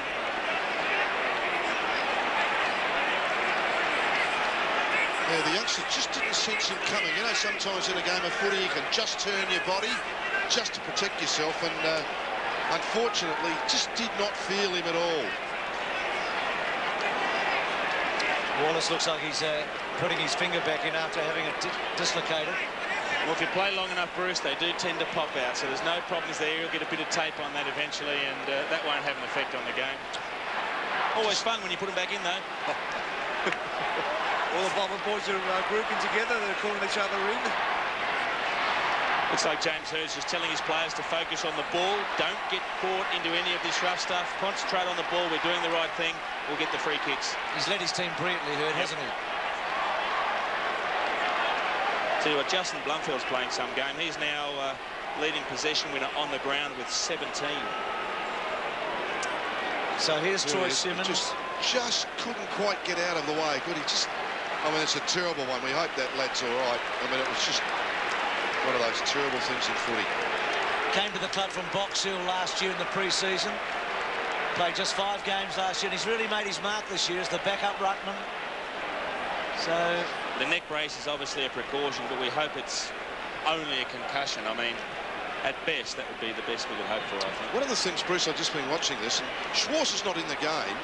I mean, this may actually force Neil Danaher to throw caution to the wind like he did halfway through the year, put Neitz as a ruckman, put White up forward, because White's dominance in the centre has been stymied somewhat in this quarter. Well, Schwartz has drifted down to the half-back line to try and get himself in the game and maybe try and take a bit of pressure off their defence, Malcolm, but that's probably not the right way to assert yourself in a situation like that, no, though, is it? But I have seen him play well with kick behind the game and set up the play. Well, there's 1:30 basically remaining, a little bit less, so can the Demons strike a blow late here? Just one goal would help their cause, because the Bombers are 40 points in front, and this young 22-year-old ruckman, it's a long way to bring him off the ground from one side to the other. They're reassessing it here, I think, as we look at Kevin Sheedy and Mark Harvey. The trainers are just having another look at Troy, and they're going to go again here. Brad Green, by the way, didn't come back, did he, Dipper, from quarter time? He's down. He's still in the rooms here, Bruce, so obviously the bench is down to 2 now. They lost Cameron Bruce before the match. Did you get any word there, Dipper, on was the lad conscious, or think they're going to be okay? We don't know that as yet, Malcolm. We'll let you know as soon as we can find out. So up the race, Simmons goes. And the game's about to restart. And the Demons need some magic in this last minute. The kick to half forward and Wallace, or to centre Wheaton, and Wallace has got it. It's having a very good game, Dean Wallace. Everything is with the Bombers at the moment, isn't it? They've got the fit men, they've got the score on the board, they've got the momentum, they're in form, and they've got the pedigree behind them. The favourites look good things. A floater by Wallace, over the back, Schwartz. Comes wide. Funny old kick. He may find Powell. He searched for it. Hurd hasn't put a foot wrong. Still Hurd finds his target to Wellman. Wellman at centre wing goes to half forward. Long, cleverly done. Taps it down. Searching handball by Mercury. Come back to Long. Back to Long. Malcolm, just to answer your question there about the young boy, he is conscious, that's the good news, and obviously he's gone straight up into the rooms. Thanks, Tipper. We'll see, you'd think he's out of range from there, Michael Long, from outside 50. Barnes is by himself in the middle. Normally goes short in this situation. There is a lot of traffic in the 50 metre zone, though. He's looking, he's deciding to go for goal. And it's a behind. So a couple of points to Michael Long. In fact, he's kicked 3 behinds, Michael Long. 10-16 to 5-5. I reckon that's got to be the record now, Bruce. I can't remember anyone kicking 16 points and a half of footy in the first half of the grand final. And the Demons haven't looked very good coming out of it either, have they? From the back. And Michael Long coming across here, rallying his troops.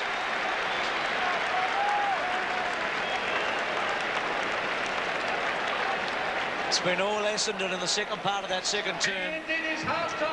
James Hurd talking to Darren Goldsmith about the incident. Goldsmith was the closest umpire.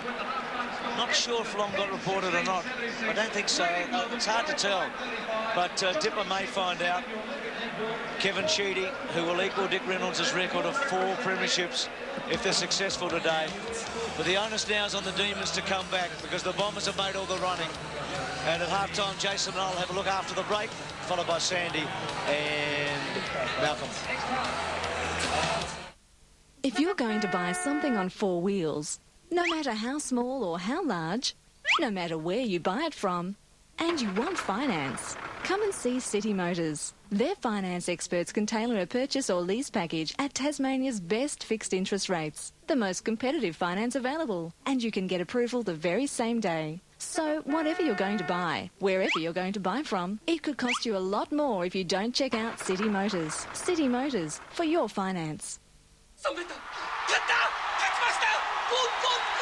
When Australia wins any medal in the event on your McDonald's game card, you win a Big Mac. Plus, you could scratch a new PlayStation Grind Session pack. Or heaps of other prizes instantly. Come on, Australia!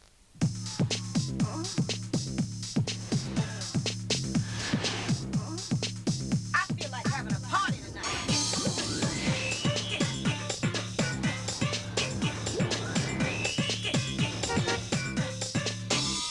Night, Mum. Night, Dad. Wait a minute. You are not going out in that. The stylish Lancer Coupe. Try it on. Indians Mitsubishi. A short while ago, as Mr. Johnson gave his precious 4-wheel drive a well-earned wash, Joshua Johnson decided to help clean the interior. Although the Johnsons weren't hurt by the incident, Mr. Johnson's rating 1 was. So if you've held a rating 1 for the last 3 years and your insurance company wants to take it away, give us a call at Amy, because we'll give it back to you. This is the world-class Lerva TV from Germany. The only place you can buy this amazing picture quality and fantastic styling is at Quantum, where you get the best product, the best price, and the best advice. Lerva television, only at Quantum. I think Aurora and my role will be going in all different directions. We'll be expanding every which way. We've got a good name throughout Australia. I think with the work we're doing, we'll keep it up and get a better name. We can do that. They're actually coming to us for advice and our expertise on marketing the product and rolling it out. We do better work in a lot of other areas, and now we're going to prove it to them. Very confident. We're on the way, on the move. Proud to be a Tassie, mate. From a pick to an excavator, it's all here at Mornington Plant Hire. Whatever job you're going to do, Mornington Plant Hire has the equipment. Don't spend all day on the job when the right gear can make it so much easier for you. And transport and delivery of large items can be arranged. No matter what the job, large or small, town or country, you need to call Mornington Plant Hire, 39 Mornington Road, Mornington, on 62450 155. Things change. It's a fact of life. They change for the better. Hearts Cola, made from cold-filtered Tasmanian mineral water. The natural evolution of cola. Hearts Cola, naturally better. Tonight, first at 6. The fifth biggest city in New South Wales, the Olympic Village, officially opens today. And why the price of petrol is pushing up the price of fruit. It's Sup and Cross Nightly News. Tonight, first at 6.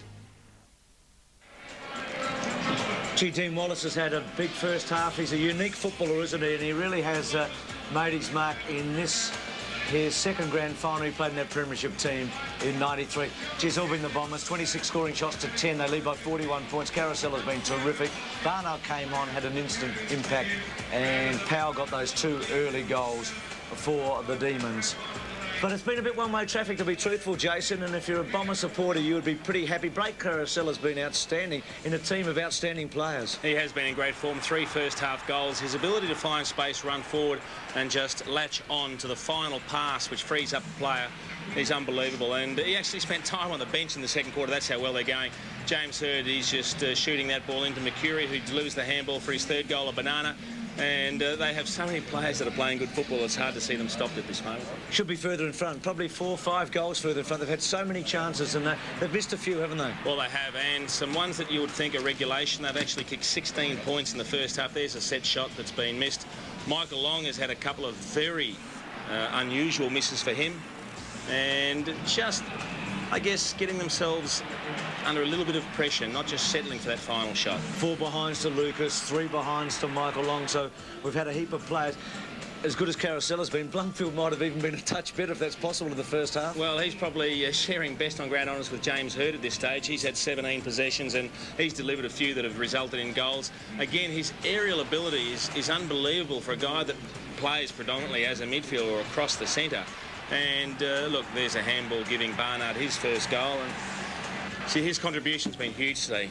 So the juggernaut rolls on, led by James Hird, who's had so much of the football and kicked a couple of goals. Well, he's the favourite for the Norm Smith medal, and he's showing us exactly why. He's had 16 possessions, kicked a couple of goals, set a couple of others up. Look, he's basically had a free hand to roam wherever he wants. He started full forward, he started centre forward, he started in the middle of the ground. He's done it all. He certainly has, no doubt about that. Michael Long coming in on Troy Simmons with about 1.5 minutes to go before the end of the first half. And we just hope that Simmons is okay here. He's been carried to the rooms on a stretcher. Very late. I mean, Long probably was committed to the charge, wasn't he? But yeah, look, it's an unsavoury incident to finish the first half on. But judging by that and the way that Simmons went down with his arms, it may be concussion. Hopefully nothing more than that. But I don't think Michael will look back on that with great pleasure. Well, Dipper's down with the Bombers at the moment, down near their rooms. And Dipper, it's been plain sailing to half-time. Yeah, it certainly has there, Bruce, and the news is that Michael Long has been reported, and one assumes he's for charging after that incident. And Kevin Sheedy waited for his players to come on and on the boundary line, and just had a few words to Michael Long and just pushed him along the boundary line there. And at the moment they've got no injuries, and you know, Gary Moorcroft hasn't seen any time as yet, but the Bombers at the moment are going all okay. Thanks for that, Dipper. Good on you, mate. Dipper down there with the Bombers are going really well. Just a reminder that put your votes in for the Mark of the Year. You've got until 3/4 time. We'll be announcing the winner at the end of this match. Sandy will be back with Malcolm to have a look at the Demons after this break. But at the moment, it's the Bombers by 41 points.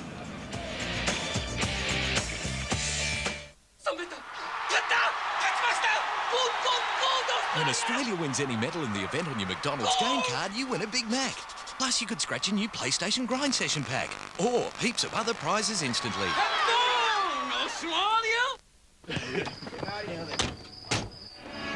Pineapple on pizza is a crime. Tell you what isn't a crime, mate. Those women are training watching us. They were here to see Boof. Boof! Gun it, Dave. Hey, you all right? Don't count these guys. There's a corner! Yeah, I got it. You might be going too fast. You mightn't see a sign.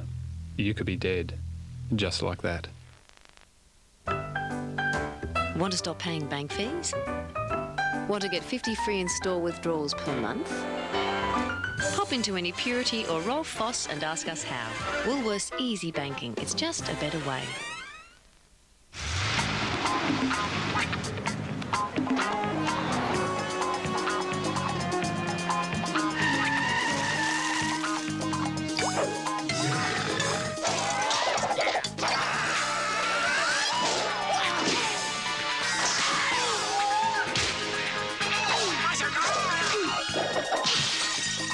The new Toyota RAV4 with more room and power. It's unbeatable. Now there's a better pour-on for sheep. Super effective on lice, and because it's water-based, super easy to use. It won't block your gun and even works in the rain. Move up to Cooper's Magnum, the advanced IGR pour-on. Get the lot this month with Ozstar. That's right. When you install Ozstar, we'll give you 2 premium services free For the Crows a couple of years ago, just win the third quarter and just try and edge back. They're a fair way down at 41 points, but you've got to take small steps before you can take that giant one, I think. They could just win this third term and take maybe 10 or 15 points off. Brad Green has got the shoulder all strapped up. Won't be used unless it's absolutely necessary. He's on the right there. So the second half about to start. The favourites are 41 points in front. There's the Bomber bench with Buick and Lucas. What can the Demons do here to stop the onslaught? They need a very positive start. White jumps hard and gets over the top. Powell has been pretty good. Barnes got a hand on it. The Demons need some clean possession. Leoncelli down low. Searching handball, Woden. A left footer. Hooks it back. 2-4 forward. Neats has a chance. Got him. Touched off the boot. Touched off the boot. It's play on. Farmer got a high tackle, free kick. He soaked it, Farmer. He did well. The umpire was a long way away. Once again, they've got the ball out the middle, so they're a bit of a chance. It's when they don't get the ball out the middle and they've got to really go man on man around the ground. It just hasn't worked for them. It's almost how the game started. Yeah. The first big jump to Jeff White, the good tap, the ball going forward. You can just see that was touched off the boot. And in the end, he was probably lucky to get it. He did play like he was looking for an Oscar, didn't he? Well, you don't need me to tell you that he has to kick it. They've got to kick all of them, don't they, as they go forward. Can't miss any of them. Farmer from 45 metres. He's got it. He's kicked 2. Remember against Collingwood when he kicked 9 goals after half-time? It's different opposition, I know, but that's the best start possible. Neats takes the mark. Farmer might have got a lucky free kick, but at least he kicks his second. And as I said before, Jeff Farmer has kicked 2 goals from 3 kicks. At the end of the day, if he kicked 2 or 3, if the ball's not going to get down there, he's going to do his job. Gee, they need a lot more ball down there, that's all. Plenty happening between Mark Johnson and Jeff Farmer too, and the Wiz, he gives as good as he gets. Have a look at the verbal stoush going on there. Well, let's go back to the middle. Important out of the centre. When White gets a hand to it and they can win it clear, they're a big chance. And the Wiz are still blasting away at each other. Johnson. Dustin Fletcher and David Neats trying to get between them. They are going nose to nose. Barnes wins it, but it's a little topo go to the middle. Eventually, the hurried high kick is by Masidi down towards the half-forward. Now watch Ramanauskas. He got caught, but he managed to get it away towards Lloyd. Partly smothered off the boot. Player will be the call. It's a high tackle. It will come back. McDonald will clear. He gives it off to Travis Johnston. Johnston to Leoncelli, who's on the half-back line. Now Melbourne away. Up towards the centre wing of Daniel Ward. Ward's got White going with him, but he ignores him. Gets around Blumfield, who was dominant in the first half. Kicks up towards the half-forward line. Fletcher took his eye off it. Farmer's there, but he could have given away a free kick. He did give away a free kick. The Bombers steady through Mercury. Wide to Masidi on half-back. Hurd breaks from the centre and stretches to the wing. He ignores Wallace and goes more directly down there. Oh, sensational mark by Lloyd. A one-hander. Shades of his teammate Adam Ramanauskas not so long ago. Lloyd in towards the 50. The sun causing a few problems. Wide to Solomon. The hand pass was good from Caracella. Great centering kick. That's a beauty. Barnes dropped another one in the forward line. Long, beautifully done. Blumfield gives it back. Johnson, Alessio, surely a goal. The Bombers answer. Well, they nearly made a mess of it. They had the numbers. Barnes and Blumfield both ended up competing for the ball. When they had it 3-on-1, Michael Long was the player that stayed out. It was a great kick from Dean Solomon. He just kicked it right back into the open corridor. You can see that, look, they could have raffled it. In the end, Blumfield steps up. Handballs inside. Johnson gets it on to Alessio, and gee, that's as easy as it gets, isn't it?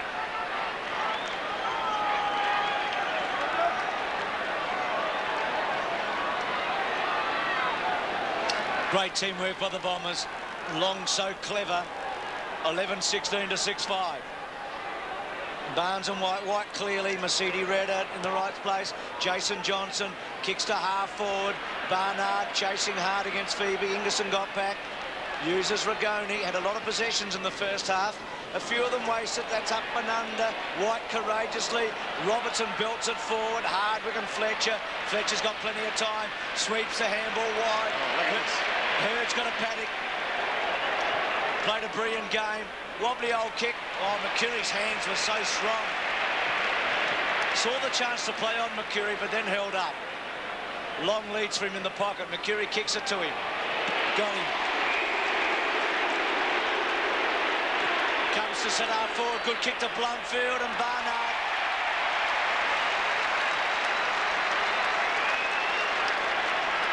Just too strong around the ground now, aren't they? Everywhere where you look. Yeah, that's why I think the Demons have got to do something different. I don't think you can keep going through the same motions. I mean, they're going to be where they started at half-time or further behind. Just try something. I mean, it might not be their day. It might be something for Danaher can build on for next season. Barnard's mum, Anne, he asked her to come over to watch him in the grand final. She said she'd be too nervous. She's back in Bunbury watching right now. She'd be proud of Paul because he's kicked 2 goals already. So would his dad, David, who played for East Perth as a rover, and he's kicked 3.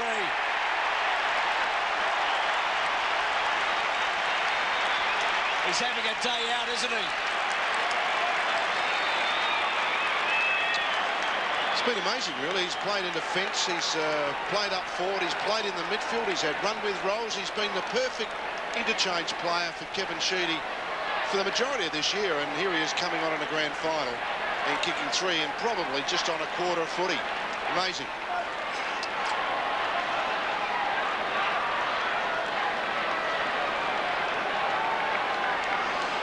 The Bombers on the verge of turning last year's tragedy into triumph. Uze trying to get something going. Farmer and co. They've got a lift. Wellman wide from half-back towards centre wing. The Bomber machine through Johnson, drifted towards Hurd. Gets rid of his opponent, but then gets claimed by Gergich. Could have thrown it out. Gives it off to Lloyd. Lloyd's left-footed down towards Michael Long. Almost taken high. Cleverly done by Heffernan around the body. Got a call, but no one there. Long gave away some height. Phoebe, Solomon. Solomon goes. He held it for a long time. He gave it to Blumfield, and Blumfield kicks a goal. Interesting hand pass. The end result is a goal. Oh, look, that just continues the sort of day that Justin Blumfield's having. But Dean Solomon, there's a lot to like about Dean Solomon. He's just so strong over the ball. He attacks it. He's being held, but he's still running. And in the end, he just shuffles a little handball out. He did it well. That was all above board. And Justin Blumfield finishes off the good work for the Bombers.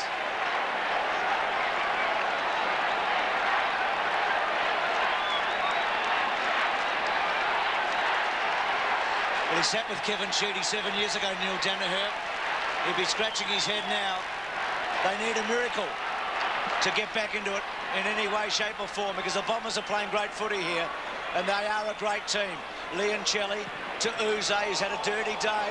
Goes to full forward. Johnson, good mark. That's brilliant. They're having a real personal battle, these two, aren't they? There's no love lost, but Mark Johnson took a superb mark. There he is. Short to Jason Johnson. The Wizards got him, holding the ball. Oh. Well, Jason Johnson just picks himself up. Phoebe, down to Johnston. Good tackle on Johnston. Now, he didn't dispose of the ball correctly. Why would that not be paid a free kick? He doesn't handball or kick it. That's been holding the ball all year. Yes. No question. Whether you agree with the rule or not, it's been holding the ball all year. Play goes on from centre wing. Tap wide. And little toe poke towards the line by Masidi. Sees it over. Haven't seen it paid later in the year. The umpires actually put the whistle away on it a fair bit. And quite frankly, the umpire wasn't sure whether the boot actually the ball touched his boot. Went very close to his boot as it spilled out. Barnes. What are you looking at, Jason? Don't you agree with that? Hey? And white play goes on, Malcolm. That's the consistency, Malcolm. Uze towards right half forward, ricochets away from the boot towards Powell. He loses it. Kept in play by Robertson. He eludes one, he eludes two. Gives it off to Woden, 60 metres from home. Big kick. Here they go again towards Farmer and Johnson. Super mark. That is a super mark. He looked the least likely of the four to actually be in position to mark that. Johnson and Farmer were pushing and shoving at the back of the pack, and you had the back-pedalling Fletcher and Neitz, and he just imposed his body on the contest. He just leans back into the middle of all the traffic, takes them all with him, and takes a very strong one-grab mark in front. So the skipper gets a chance to kick his second. His only goal coming in the second quarter.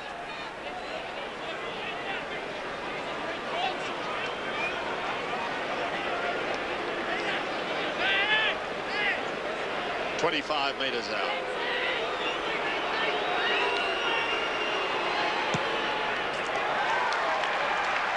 Leeds gets the goal. He gets his second, and Melbourne's second for the quarter. Jet Farmer getting the other.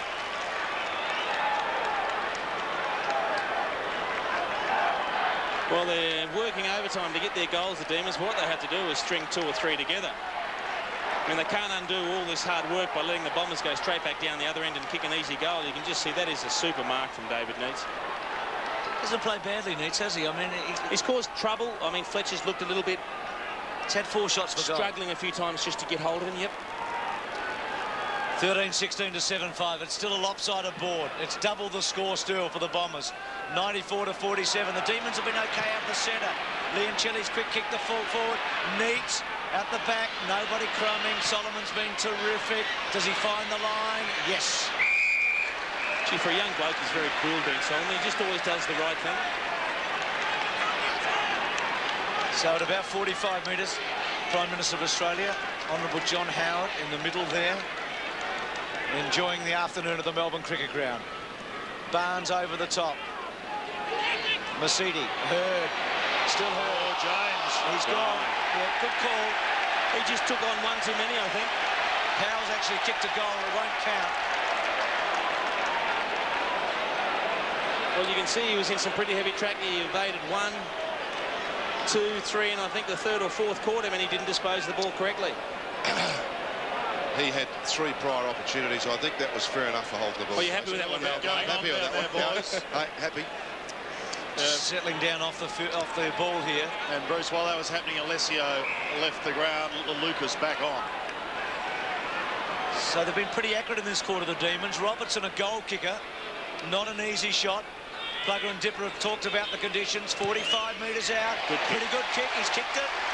They stay with a rough chance. They've just got to keep the scoreboard ticking over, don't they? Excepting Essendon have kicked 3. They've kicked 3 this quarter. I'm being very optimistic, I know, Malcolm. Now got 2 in a row, Malcolm. Maybe they can set up some momentum. Look, talk to me when they've kicked 4 in a row, all right? I reckon we'll start to get a bit anxious then.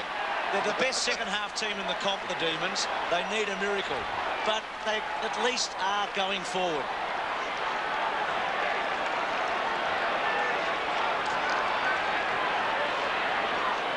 At half-time, the margin was 41 points. It's still 41 points. Barnes, cop a push. He's got the ball from the middle. Against Leoncelli.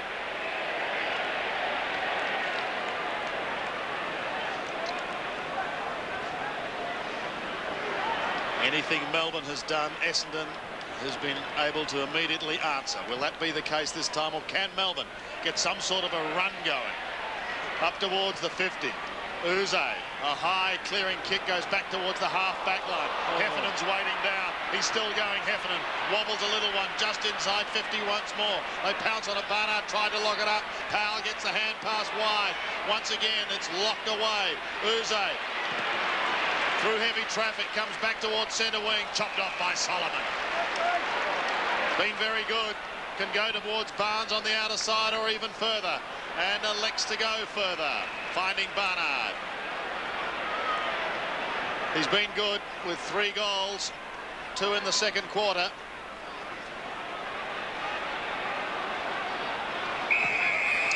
Goes long and there's a 3 downfield. It's going the way of Essendon. Darren Goldspeak was the umpire who spotted it. And here it is. Some jumper holding going on by Peter Walsh, but it doesn't look much, but that's one of the reasons why the third umpire was brought in, to see that sort of infraction happening. Here's what lies ahead for Michael Long. 41 metres. Has not kicked well, Michael Long, today. 3 points to his name at this stage.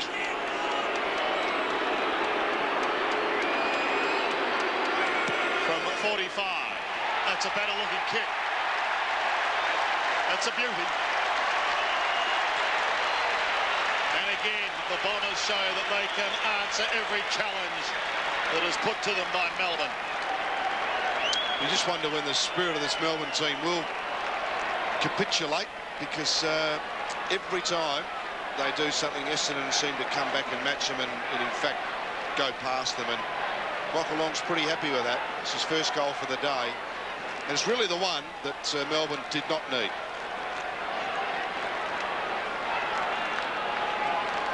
The Demon dugout, there's not much there, is there? With all due respects. There's a blood rule here. Stephen Powell. So Stephen Phoebe to come on. Actually, youngsters Bruce and Green against Carlton were the ones that turned it in the last quarter. They're not going to be part of this.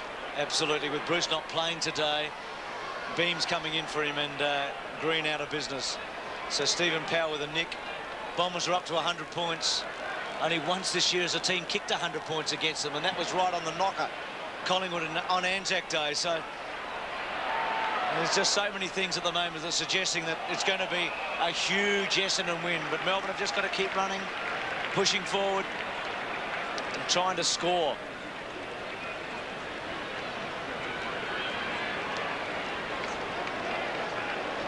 So many players around the ball. White gets a hander, lays it down to Travis Johnson. Up and under. Gets the ball to centre half forward. Nobody can get a crack at it from Melbourne's point of view, and Hardwick takes a very easy mark. Someone has to at least make a contact. Well, I don't understand why Schwartz is playing centre half forward. He's nowhere near there. Surely that's the place to play. Poor kick by Ramanauskas. Leoncelli came in late. Johnson's kick's a good one. Uze at last starting to find a bit of the footy. Good kick out wide. Walsh might have hurt himself a bit in the run down the ground and then turning around in a hurry. Robertson by himself. He's come across to him, Dipper. Can Robertson... Oh, he's taken a beauty at the back. I've got to tell you, when he approached that ball, I thought all he was going to do was give a free kick away for pushing in the back. And at the last minute, at the very last minute, he somehow just elevated himself. Look, he touched him on the back with his hand, but he didn't use the hand to get the lift up. That was just to set the point where he was going to take off from. That's a spectacular mark. It's a beauty, all right. He kicked late goals against the Kangaroos when the match was basically over, but he's kicked 1 goal in this quarter from a similar position, slightly tighter angle, about the same distance out. We're right behind him. It needs to come back, and it's not going to. So it's a bad hook there. So he looked like he got too close to the man on the mark when he kicked then. Margin of 46 points.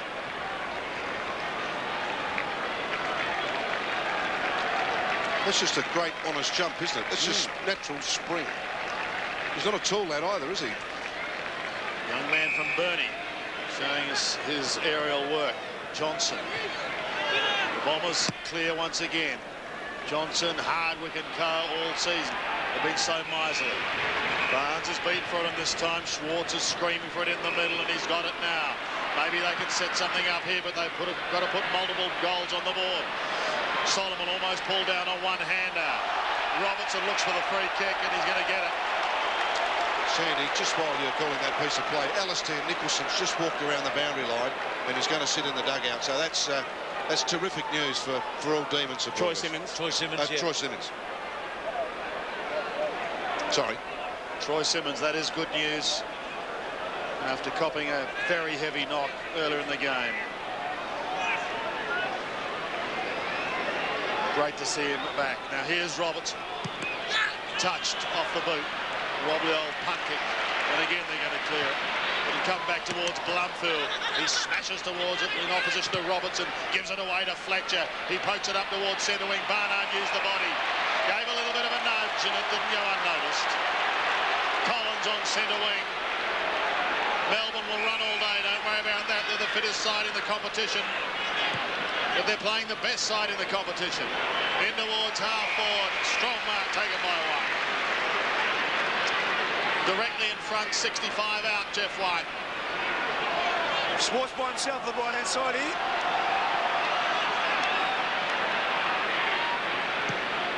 He elects to go to the other side. Neitz has got to make ground rapidly, and he doesn't get there. Wellman, steadying mark. I want to say, why would David Neitz be out in the pocket when he's the tall man option? Strange, isn't it? It's just the position in the forward line. Long gives chase on Daniel Ward, who's victorious on that occasion. Back towards Wallace. Took one of the greatest marks he's ever taken in his career earlier today. That's got to be a free kick to Essendon. It's not going to be paid. Long is at the back. Long is very good. Gets caught, goes over the top to Heffernan. It needs to sit nicely. It doesn't. He's taken to the line by Leoncelli. And we're going to throw him in the Bombers' right forward pocket.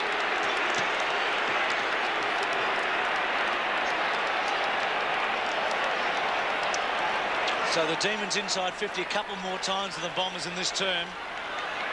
But they haven't been able to do anything on the scoreboard. Ingerson down to Leoncelli, squeezes it out, up to centre wing. Punched on by Rigoni. Rigoni gives chase. Wellman, well done by Solomon to provide a shepherd. Good kick down the line to Heffernan. They run on now, the Bombers. Heffernan kick to centre half forward. Disappointing result. Just been a bit sloppy, the Bombers, in the last couple of forward moves. Good kick by Collins. Into the centre. Oh, Leoncelli gets a high one. But Mercedes did hold him up.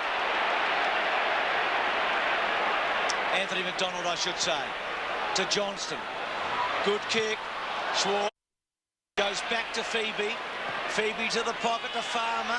Now Farmer will try and turn his man inside out, but he goes to ground.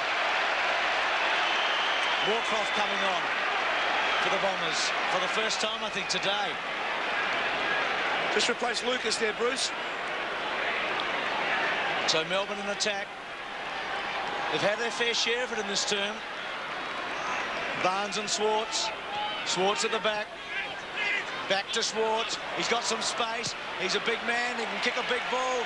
It's going and going and going. It's a goal. Post. Hit the post. Just at the last moment. It was a terrific effort.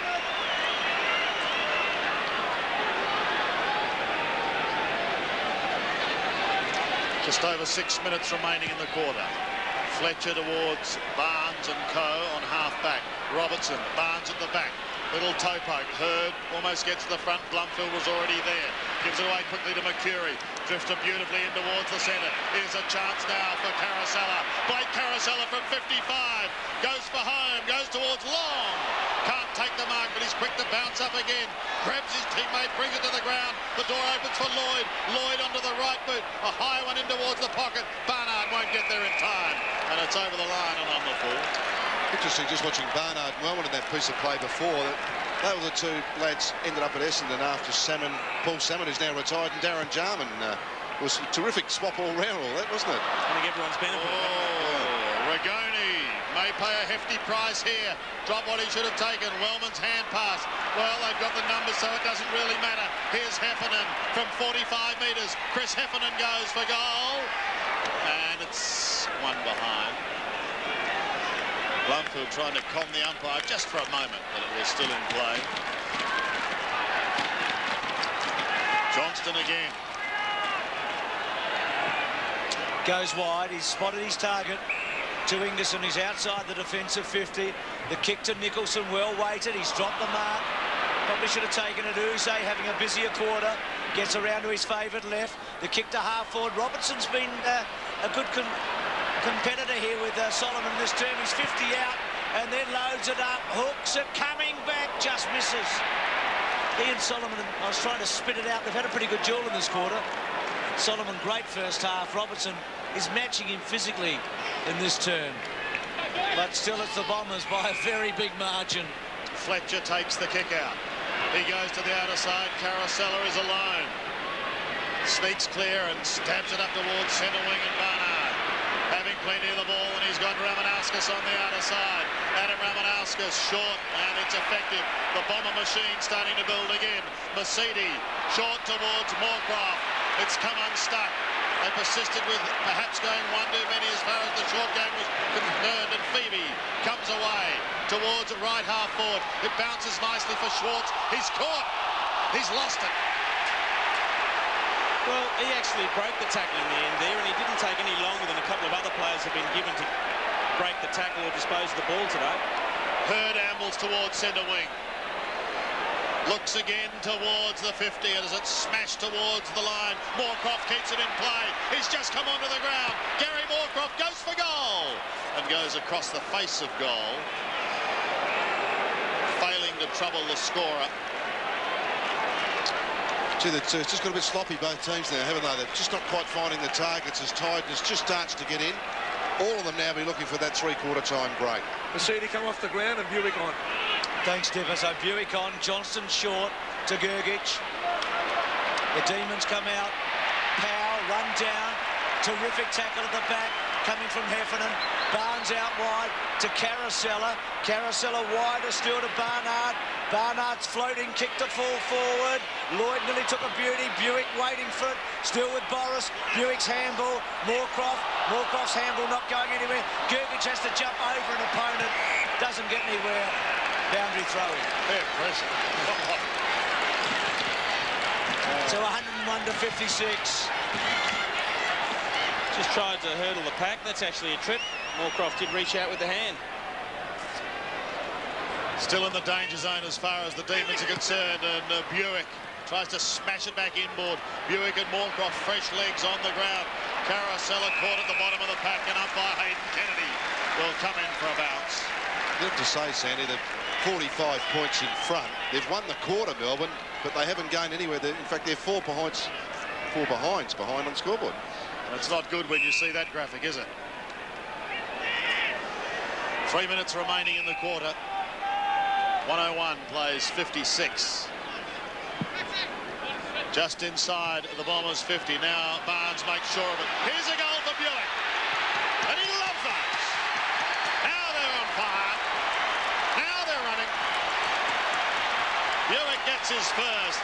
The 33-year-old who could be playing his last game of football will be hoping to go out in style. Well, he enjoyed this one, and it's all created by a great shepherd from Michael Long. He just holds his opponent back. Buick runs on to the loose ball, and have a look at the sprint and the look of elation after he kicks this one. He's almost done a victory lap. Just great use of the body by Michael Long.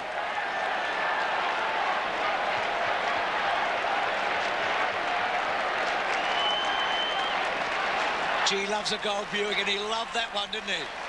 15-17 to 8-8. White wins the tap. Started the game spectacularly. Woden's kick to half forward. Leonchilli underneath. Toe poke by Schwartz, who's been busy in this quarter. Look away handball by Solomon was clever. To McCurry playing up the ground. Well-weighted kick. Ramanauskas running onto it. Gee, he's got great orientation on a football field. His handball to Moorcroft at about 49 metres. Centering kick. Lloyd's a chance. Got him. Good mark. Gee, he nearly got caught in two minds, Matthew Lloyd. It looked like he was thinking about going for the big sit. He had a little bit of a run-up. His opponent, Ingerson, was just a couple of metres under the ball, but in the end, he thought, no, I'll just hold his body there and take it, and Wasn't a clean one, but he held it. It's been a very interesting battle, that one. Ingerson hasn't lowered his colours. He's stuck to the task. But Matthew Lloyd's also sacrificed a bit of his game for the team playing today and has contributed in other areas as well. He's had enough of it to have kicked 5 or 6, hasn't he? But he hasn't been the main focus up forward. He's accepted that when Hurd's come forward, he's been the main focus, and he's done the team things all day, Matthew Lloyd. He's kicked a goal in each of the quarters up until now. Can he make it a third goal here in the third quarter? They like it.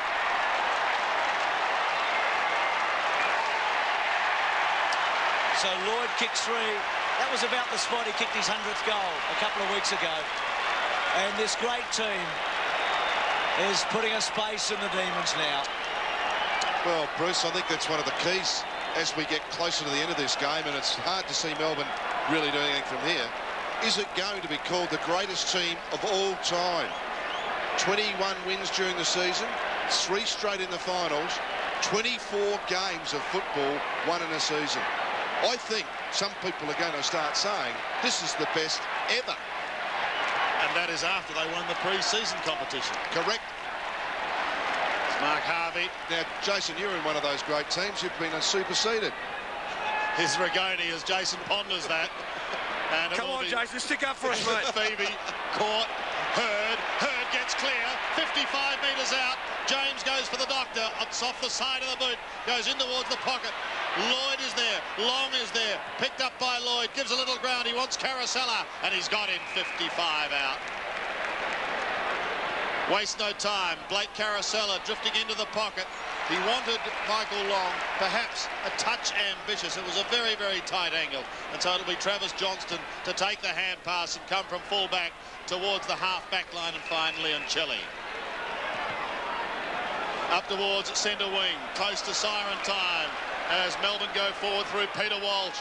Walsh really testing out David Neitz. It's wide. Fletcher keeps it in play. Cleverly done because the Bombers have got the numbers. Johnson goes back to Fletcher again. Little one towards Barnes, and he's got it. He's on half-back. This is a superb outfit, isn't it? Mercury just saying, let's cool it, let's steady down. We've got a fraction over a quarter of football to play. He backpedals to Barnes. The message has come out. Make sure you go along the boundary, boys. Don't kick it backwards. Perhaps a little too early for that sort of thing. Barnes on half-back. Goes towards Barnard and co. He got his hands to it. Ramanauskas had it spent maybe a fraction too early. Uzo almost caught unawares by the Walsh hand pass. Collins on centre wing. Tucked close to the line. Keeps it in play before it is smashed towards Farmer. His kick is partly smothered, and we've got a throw-in.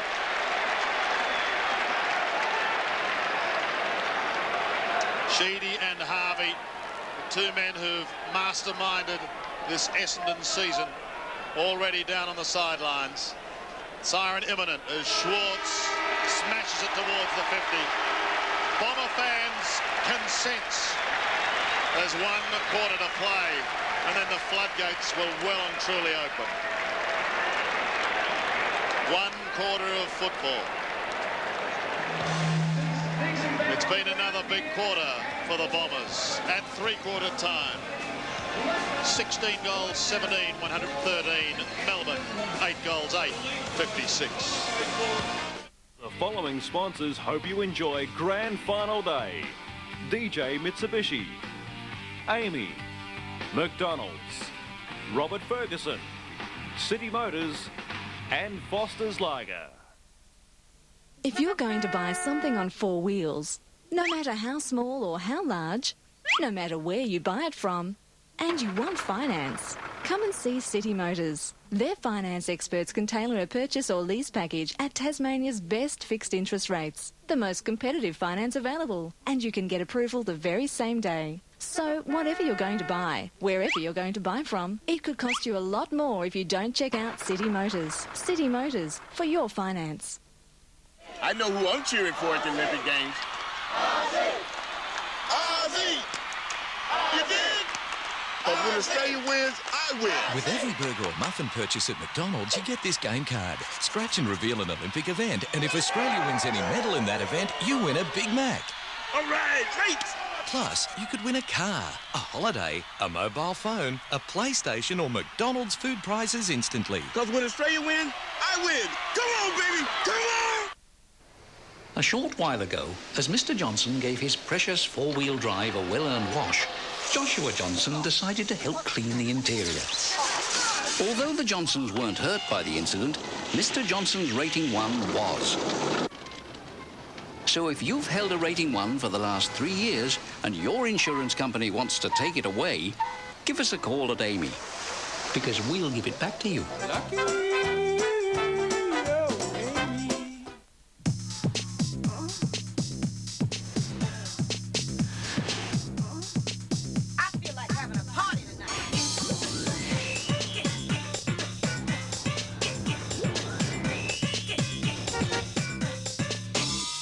Night, Mum. Night, Dad. Wait a minute. You are not going out in that. The stylish Lancer Coupe. Try it on. Mitsubishi. Dux delivers every drop luxurious and hot. Dux delivers a superior electric hot water system that's fully automatic, has thermostat-controlled water temperature with a completely silent operation and space-saving design. Low maintenance and a long service life. Their range consists of 17 models from 25 litres to 400 litre capacity with a standard 5-year warranty, or you can opt for the 10-year marathon warranty units. People all over Australia are warming to Dux. Available at Robert Ferguson statewide. Things change. It's a fact of life. They change for the better. Hearts Cola, made from cold filtered Tasmanian mineral water. The natural evolution of cola. Hearts Cola, naturally better. Need a break from doing nothing all day?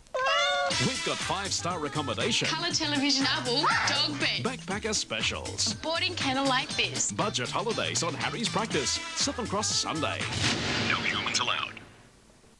Tonight, first at 6. The 5th biggest city in New South Wales, the Olympic Village, officially opens today. And why the price of petrol is pushing up the price of fruit. Southern Cross Nightly News. Tonight, first at 6. Almost taken high. Cleverly done by Essendon around the body. Got a call, but no one there. Long. Gave away some height. Phoebe. Solomon. Solomon goes. He held it for a long time. He gave it to Bloodfield. And Bloodfield gets a goal. They've won every quarter, the Bombers, and they did it again there after the Demons kicked an early goal. But it's 16-17 to 8-8. Barnard, Lloyd and Carousel at 3. Such an even team performance again today. Neitz, Farmer and Powell, the goal scorers. Well, it's beyond Melbourne. It's 57 points. There's no question about that. And the Bombers will go marching on in this last term. I mean, from Neil Danaher's... I mean, Kevin Sheedy we look at now. I mean, he's lost 4 games by 1 point in finals, hasn't he? Yep. I mean, it's been a long 12 months, hasn't it? Yeah, 8 by less than 13. Yep. So he's tasted bitterness. I think it's a bit sweet at the moment for him. No doubt about that. And for Neil Danaher, his first grand final as a coach in his 3rd year. It's a big problem for him. He's got to get something out of his players in this last quarter. They realise they can't win, and the natural tendency then is to drop off and a big blowout to occur. Now, it's verging on a blowout right now, but somehow he's got to get them to lift their performance and take something out of this game. Well, it's only their 2nd grand final in 36 years. He's had a crack at the players when he's got down there. Their last one was a record-losing margin of 96 points. They trail by 57 right now. They're in danger of threatening that. They are, and Neil has given them a real blast as he's gone down there, but they just haven't played well today, have they, the Demons? They haven't been allowed to play well. That's right. They haven't been allowed to play well by Essendon. They fully deserve everything that's coming their way. They have been, without doubt, the best team in the country. Talk so much about Essendon's great forward line, but their defence again today has kept the team to 8 goals in the first 3 quarters. Oh, look, I think they're the best tackling side I've seen. They really come at you hard and put you under pressure. And Malcolm, in answer to your statement about are they the best team, I think this is the best season we've seen from a team. I agree with you. I'm not saying they're the best team, but I think this is the best season we've ever seen from a team. Beautifully put, Jason. I agree with you. Yeah, well done, Jason. Some great stories out there.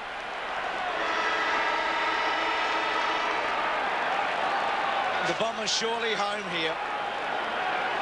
An insurmountable lead over the Demons. As we start the last quarter, Jeff White might have hurt himself there, going for the ball with Johnny Barnes. Mercury comes out wide to half forward. Collins at the back. Blumfield over the ball, paddles it forward. Woden started promisingly enough, but it's dried up a bit for him. Comes wide. Travis Johnston kicks to centre wing. Schwartz and Wallace. Wallace has done pretty well, and he belts it away to the line. James Hurd said this week he's the most respected player at the club. Now here's White. Oh boy. May have just had his arm whipped back against the natural motion there. Yeah, heard he said about Wallace, he's had a tough time off the field, but he's the most respected player at the club. Rigoni's handball to Woden. Is effective, and it allows Woden to kick in towards the forward line. Oh, great mark. Magnificent diving mark by David Neitz. He does have super hands, David Neitz. I mean, that is almost like a goalkeeper in soccer. He's diving horizontally and just took it clean as a whistle. Has 2 goals already, 1 in the second, 1 in the third.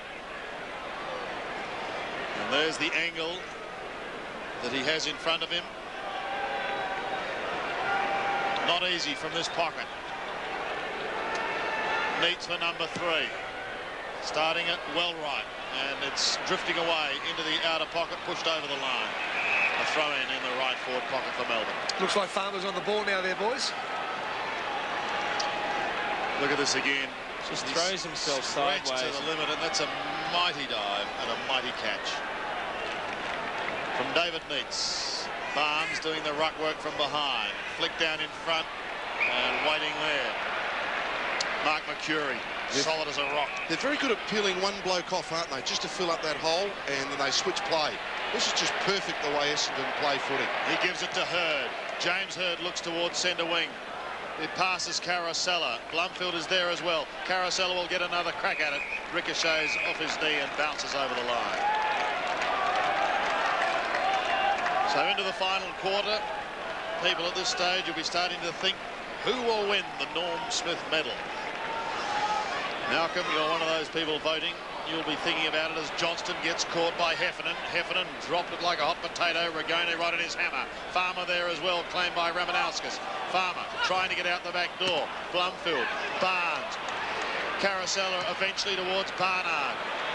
Through the weight of numbers, they get it down towards Lloyd. Watch out because Long is lurking in that area too.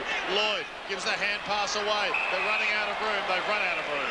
He's taken over the line and we've got a throw in. Interesting to see Shane Woden and James Hurd going head-to-head in this quarter. Neil Danaher's probably just given him the challenge of getting something out of this quarter against the best player in the competition. And what about John Barnes? 3 losses at Geelong, heading for 1. Amazing. He finally shakes you off his back, Malcolm. Oh, hang on. There's he had to go. There's he had to go after me.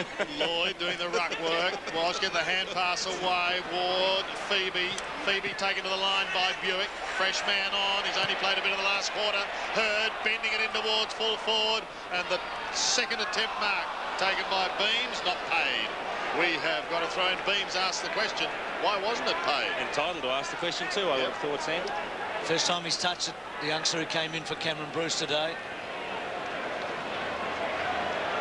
Had so much trouble early when the pressure was on with these kickouts, didn't they, the Demons? Just couldn't find a way. Phoebe to Nicholson, good mark at the back. Quickly plays on, puts Powell under pressure. Carosella doesn't waste too many. To Heffernan, finds some space. Great kick to Long. That is just an extraordinary piece of individual work from Heffernan. I mean, to put himself in the right position to receive the handball, then to dummy around the player, accelerate through a gap, and then just to deliver to the leading Long. That's very skillful play. Michael Long from the pocket. He's kicked 1-3. He's played a little cameo roll up forward. As he hooked it back, he's at the post. He's missed a couple in close today, hasn't he? 1 goal, 4.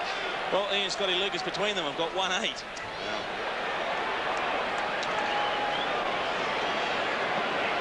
A number of players have brought this ball back into play for Melbourne. What the problem is, they've never had enough runners around their tall players. They've generally been 1 out. It's Phoebe this time. White's going to have to get his skates on to get Carosella. Johnston is caught. He almost lost it. The umpire thought about putting the whistle up to the lips and then decided against it. Farmer takes the mark. The kick is beautifully smothered by Wellman. Getting it away was McCurry. Now Barnes centering is good towards Barnard. Barnard can kick a goal. 49 metres out. He's enjoyed the goal today, and he's got another one. That's number 4. Well, if you came to the grand final today, Jason, and had a bet on who would be the leading goal kicker at the end of the game, where would you have put Paul Barnard? He would have been at a lazy 500 to 1, I would have thought, Malcolm. But it's amazing, look, there's a lot of players for the or a few players for the Bombers that haven't really been a part of this great win so far. We've seen Alessio spend a lot of time on the bench. Moorcroft and Buick have come on. Barnard's got himself involved.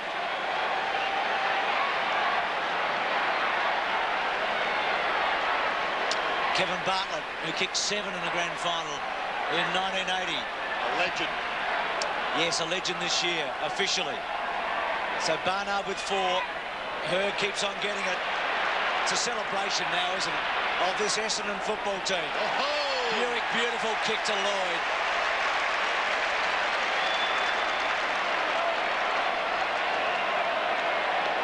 Every one of them are starting to get involved, aren't they? Matthew Lloyd may still have something to say about who's going to be the leading goal kicker today, but that's just a beautiful lead straight at the person delivering the ball.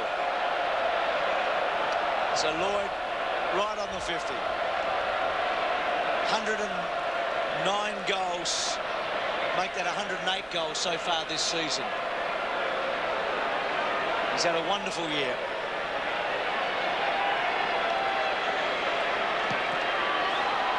He's missed it.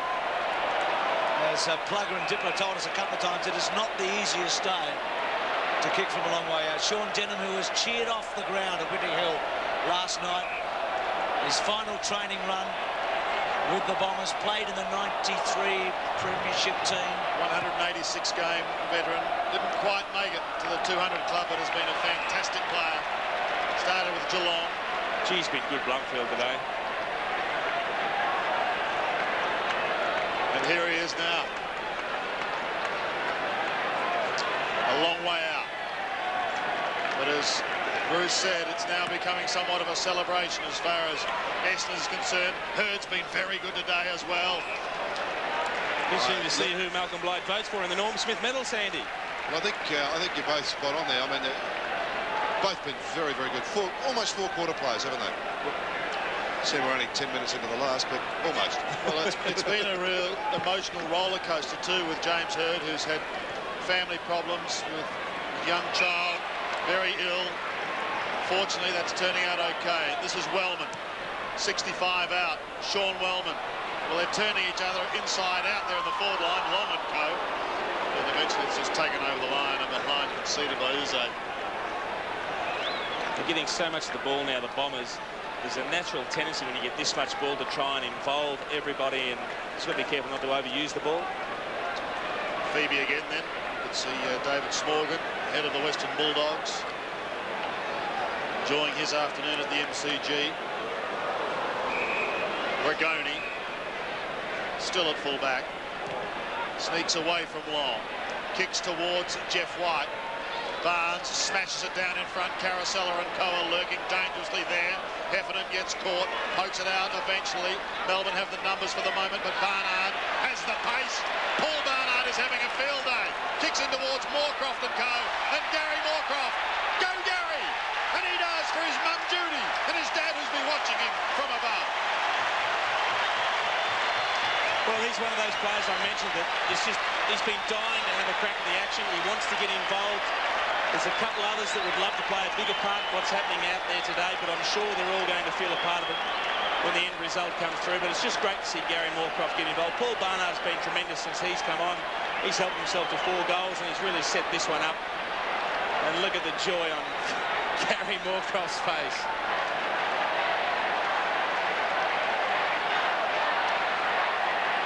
They're all going to have something to talk about tonight, aren't they? They're all chipping in left, right and centre, these great Essendon players. And the margin's up to 72 points already, Bruce. The record is 96. Jason and Dipper's team belted the Demons in 1988. Fletcher to Wellman. It's a bit behind the play. Gee, Fletcher and they're into it, actually. It's a kick to half forward. There's been some wild swings going on with Neitz and Fletcher, and now they're still going on as the ball comes back. Into the centre, Rigoni. Little short one, running on Johnston. He's inside 50. He's not balanced, though. He goes to ground. It's a terrible kick. And Johnson, here's how the Blues started. So, boy. Couple of air swings there that I'm glad were air swings. Couple missing. Is that attempted striking? On about 4 counts, Mel. Gee. So Barnesy at half back. Kevin Sheedy said you've got to have a couple of cowboys around the club. Well, he did well when he got Barnesy back, didn't he? Wind holding it up by Woden to White. Hardwick in hard. White looking to give it off. Lee coming from Robertson. Hard. Well, he dived, I think. I really think he took a dive. In the end, though, there was probably no need for Mark Johnson to put the body on body. The ball was already going over the top. Official attendance, by the way, is 96,249. Let's have a look. Well, so 96,249. Michael Long coming from the ground as Robertson goes for goal, and he's got it, and there's a blue on.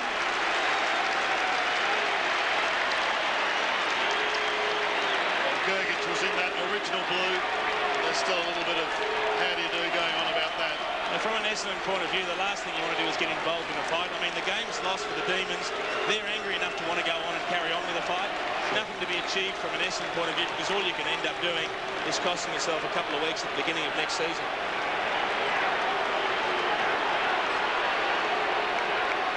So Robertson now has 2 goals. Michael Long is on the bench. 128 plays 62. Barnes, Hurd, James Hurd again. Putting them inside 50. Alessio's come off the bench. Nicholson turns him inside out. But also Peter Walsh was just about twisted in 2 as well. Johnston gives it to Powell. They get it away once again to Uzo. He gets caught, loses to guess who? James Hurd. A floating punt kick in towards Lloyd. What sort of a kick is that one, man? Well, he's knocked up getting the ball, Hurd. He's that tired, probably. He's just had a wonderful game. He's had 27 possessions and 2 goals, Malcolm. He's taken it inside 50 on 8 occasions.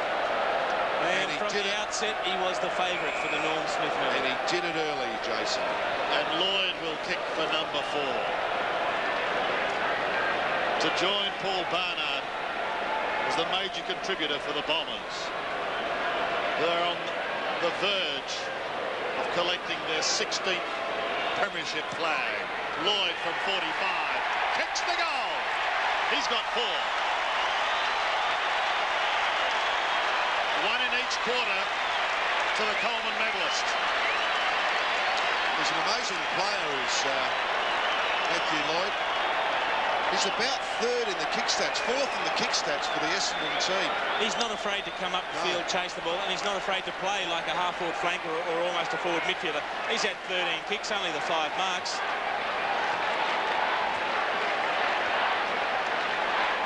He's 4th. He's only 3 better. They've reached that moment in the grand final when they know they're home, and they're really celebrating. Hurd celebrating long and hard with Lloyd. Hurd again out of the centre. Barnard in very hard on Collins. Walsh from the back to Woden. Just hasn't had much space today. Kicks to Neitz. Free kick.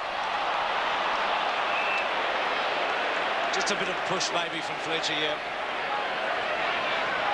So Neitz. Inboard to Leoncelli. Another shorty inboard to Rigoni. Rigoni, big high ball. Now Powell's at the back here. Got him. He was lurking late.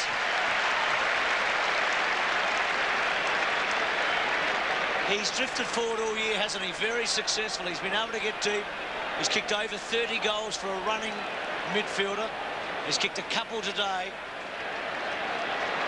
And I would suggest Justin Blumfield will get a very warm round of applause as he comes off for Essendon. So Blumfield coming off. Powell from point blank range kicks his third.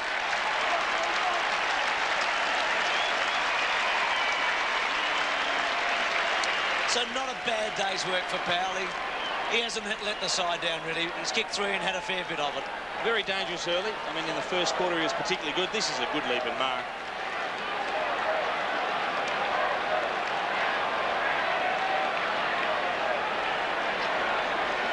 Goal number 32 for the season for Stephen Powell.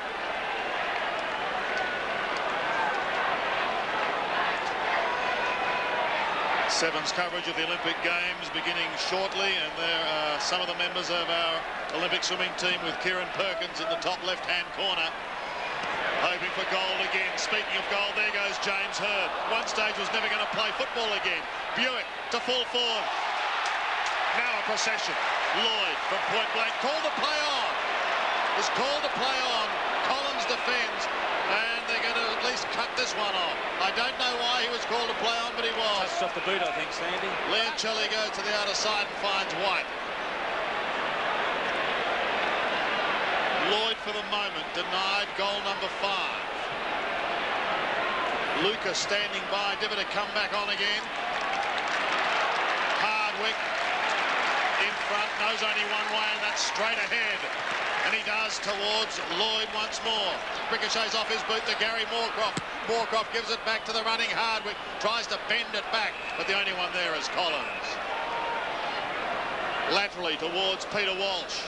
Tucked in the back pocket. Lucas just back out on the ground. Barnard! Big flyer! Goes short. Finds Smokin' Joe. Mercedes 65 out. Essendon within 8.5 minutes of celebrating. Lucas could have copped a decent old shove. Well, that's interesting. The free kick's going to go the way of Melbourne. I think after he was pushed out of the contest, he grabbed a handful of jumpers, Sandy. So he picked the second one. Collins from halfback, just going short. Uze looks towards Rigoni territory, in fact passing him, and finds Schwartz. Schwartz passes in towards Robertson. Took it on the half volley, gave it back to Rigoni. Floating punt kick in towards full forward. Chopped off by Fletcher. The All-Australian fullback comes out wide to another All-Australian this year in Hardwick. To Ramanaskas, who was second in the Norwich Rising Star. To Hird, their champion, at centre wing.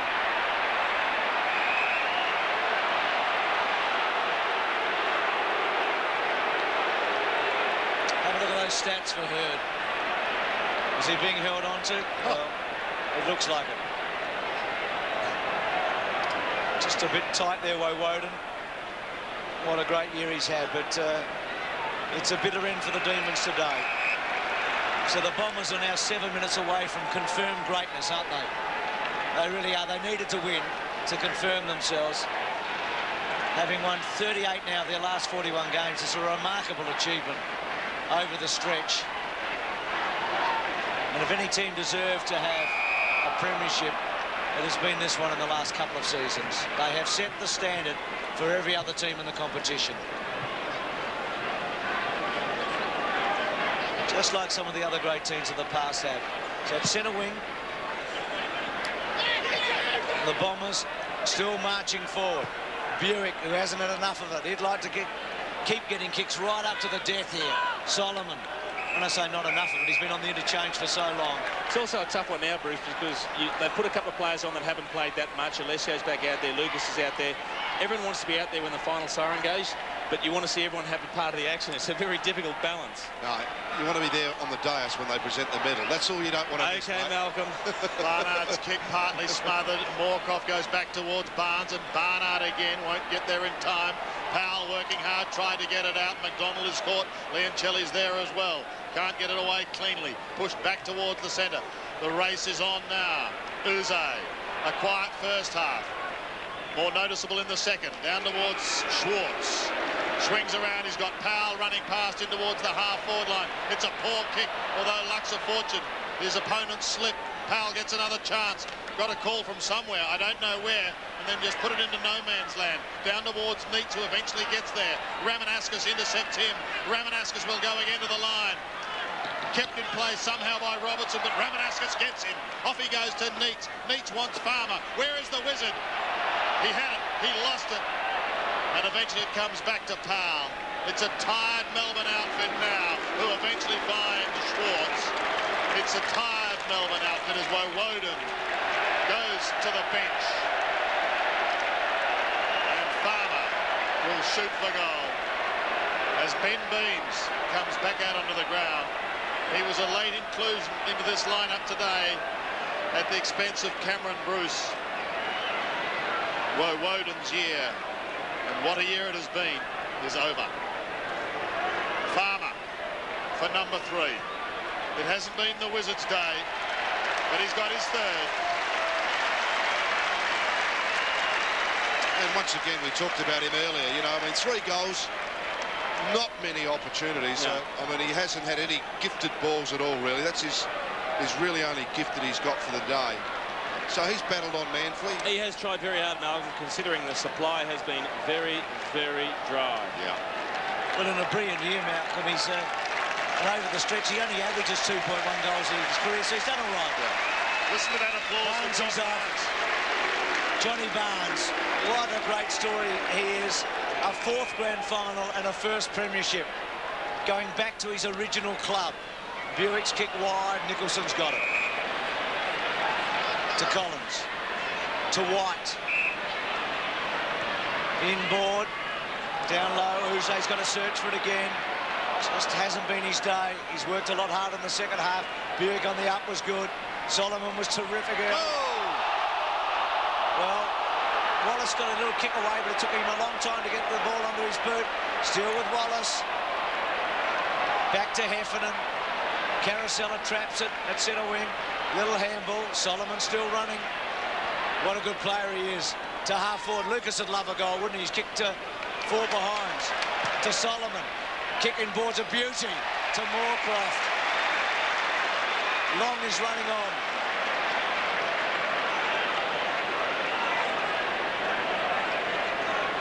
So Moorcroft from inside 50. Saw his mum Judy at the start of the match talking about Gary and how big this day was for him.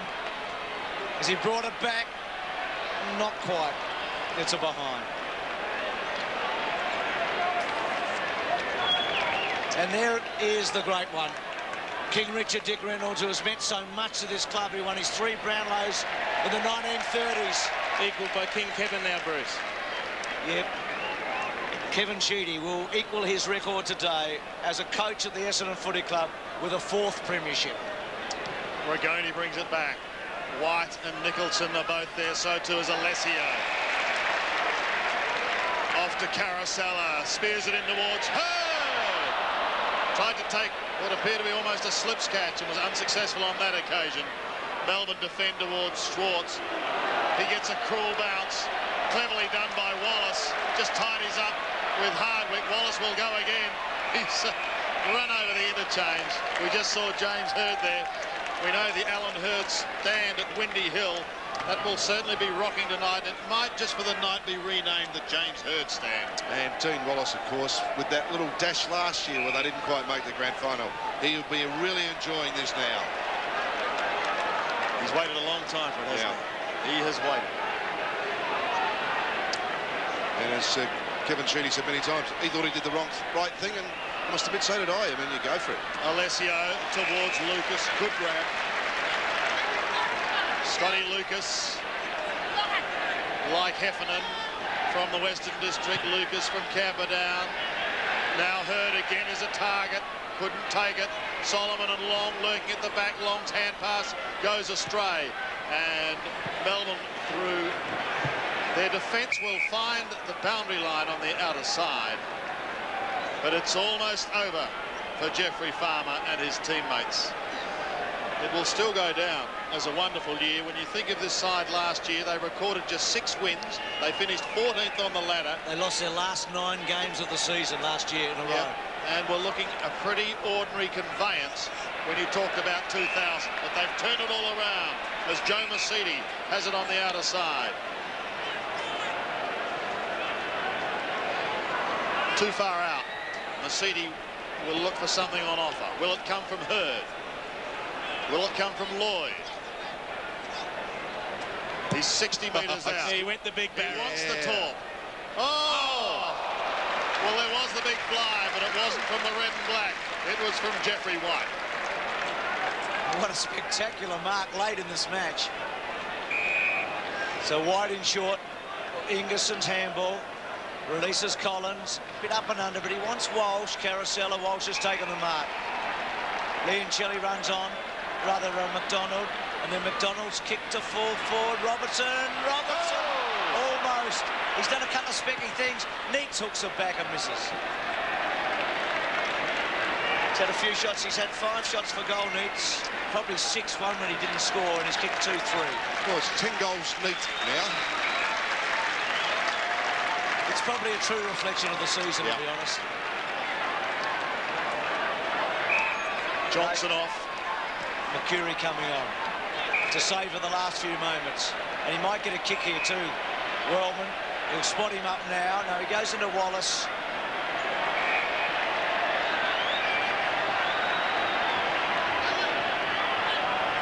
It's about that time, Bruce, when they decide, well, we'll just hang on to it for a while. There's just over 1 minute remaining. Great moment for Sheeds. Nobody deserves it more than this fella. He's been through the ups and downs. 20 seasons at the one club. Lucas's kick. Solomon, part of the future of the club. Here comes Kevin. Well done, Sheeds. Kicks to half forward. And the mark taken by Ingerson. It's one of the great walks in footy, that, Bruce. Yeah, well, we've seen you do it. And, of course, the legendary one from Lee Matthews back in 1990 when he broke Collingwood's drought. Good mark taken by Hardwick to Buick. Buick wide to McCurry. Is there one last goal out of this super team? Lloyd play on call. We are almost there. You could argue forever who is the best team of all time, but as Jason said earlier, this is the best season we've ever seen. Kevin Sheedy joins Dick Reynolds as the most successful club in over 100 years at this famous club. And they have won their 16th premiership. And is there a better story than James Hurd? Well, maybe Barnesy and Wallace get close.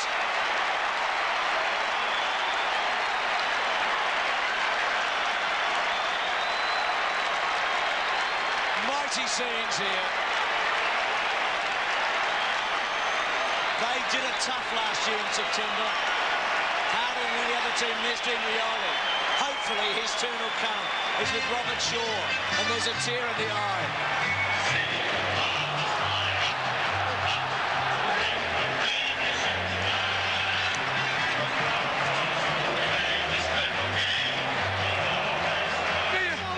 Let's go down to you, Dipper. Bruce, a couple of good mates here, Dean Wallace. Barnesy, we've finally got one there, mate. You've had 3 losses, just tell us about it. Come on. I can't speak. How about you, Dino, mate? That's why you play footy, mate. Stuff like this. Yeah, well done, mate. Go enjoy it. Just a true emotion there, Bruce, isn't there? Let's go down to Plugger. Yeah, Paul Barnett here. Come off the bench and kick 4 goals. What a great feeling, mate. It's the best feeling ever, Plugger. I mean, we worked pretty hard for it all year. Yeah. We've had a lot of challenges thrown at us this year. But to the boys' credit, we stood up and pretty proud at the moment. I mean, it was a great game. Get in there and enjoy it, mate. Well done. Just saw a great moment with Dick Reynolds, and you're seeing it now. Dick Reynolds and Kevin Sheedy. Here's James here with Hutto. Thanks, Bruce. James, sensational. It's one of the happiest moments of my life, you know. I don't know how to describe it. It's just great. And the boys played so well, and I can't say much more, mate. Had times when you must have doubted you'd ever get here again. Probably, yeah, but there's always a belief that we'd get here and win it, and, you know, this is much better than last time. This is the best football moment I've ever had in my life. Just so we go to the same way, off you go, mate. Well, some legends are out there, aren't they? With Lou Richards, Dick Reynolds and Ron Barassi. And Kevin Sheedy, who so bravely, I think, last year stood there and waited for his players after the prelim final.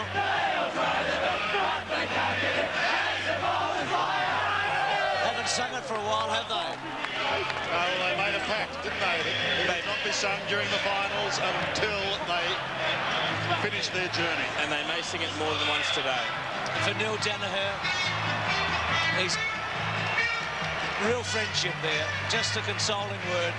The master and the apprentice. Well, Sheedy's first game as a coach in a grand final wasn't so good in 1983 either, when Hawthorn belted the Bombers. So you've got to live and learn a bit, don't you? Oh, do you ever? It tests and it tests again. And it does, particularly, Malcolm, now that they sit out there and they stay and they wait for the presentation. They don't just leave the field straight away.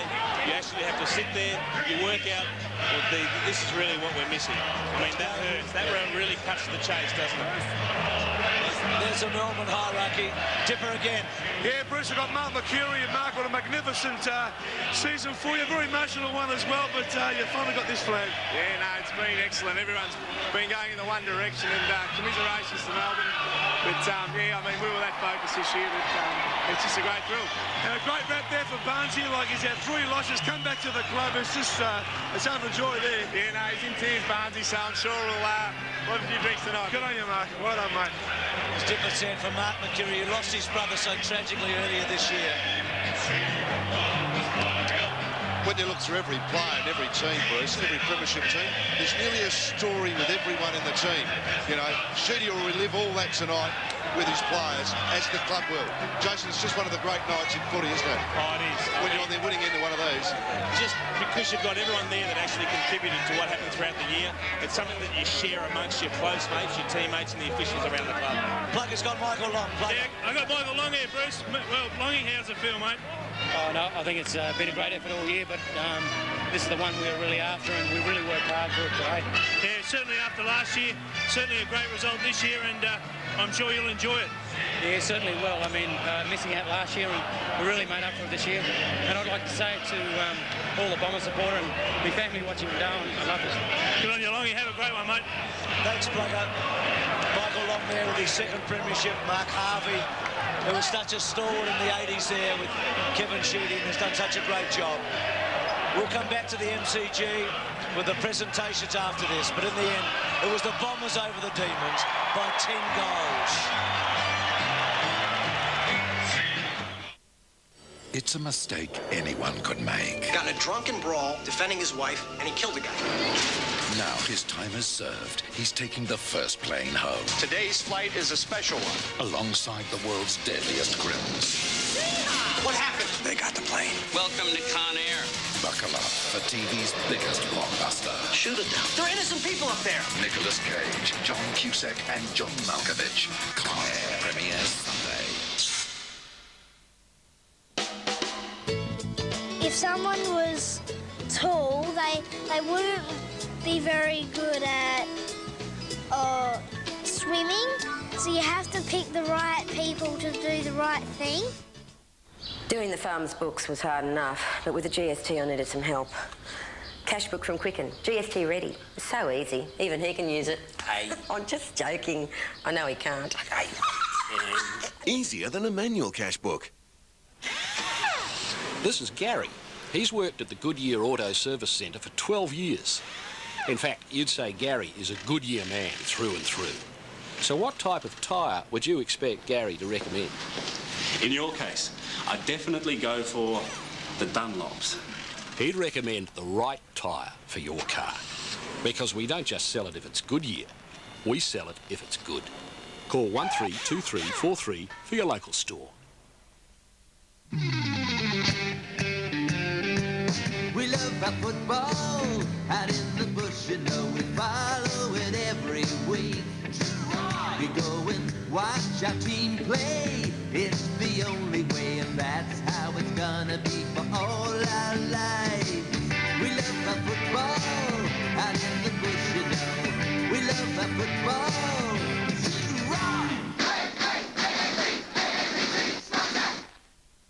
Father's Day is just around the corner, so get into Mitre 10 and save Dad with great gift ideas like these. Deluxe portable hose reel, $14.65. 700-watt Ryobi angle grinder power kit, $89.95.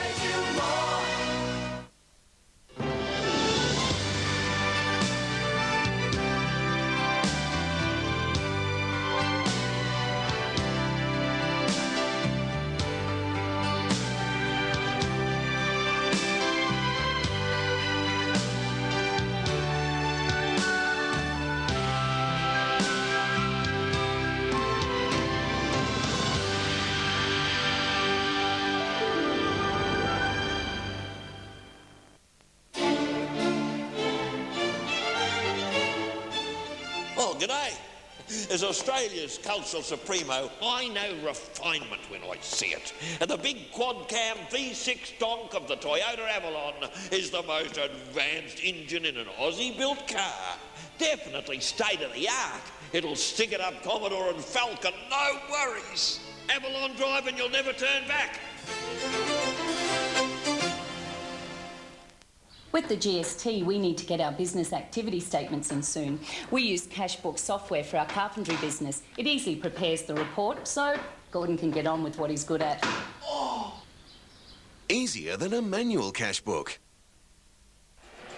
Some great scenes here. James Hurd, who actually went over and shook hands with Woe Woden and a number of the other Melbourne players, but that moment they play for, and look at Barnesy bawling there with Kevin Sheedy, who coached him when he started his career back in 1987, and then he went off to Geelong and played in 3 grand finals there, and finally a premiership player. Well, the players are waiting. It's time now for the presentations and also the naming of the Norm Smith medalists. Let's go down to Craig Willis. Well, ladies and gentlemen, to put your hands together and show your appreciation for the efforts of the Melbourne Football Club, as I invite their captain, David Neese, to the podium to say a few words.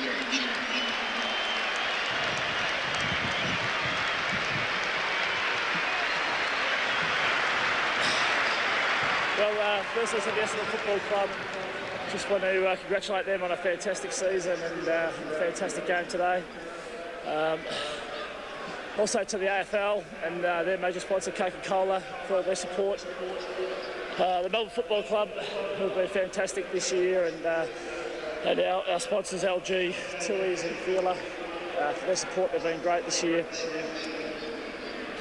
To our players, our coaching staff and all of our support staff, it's been a big year, and all their efforts have been fantastic, and it's a bitter pill to swallow today, but hopefully we can get back here and give it another crack sometime in the near future. And to our fans, it's a bit disappointing today, obviously, but stick with us, and hopefully we can have some more good times in the future. Thank you very much. Commiserations to the Melbourne Football Club.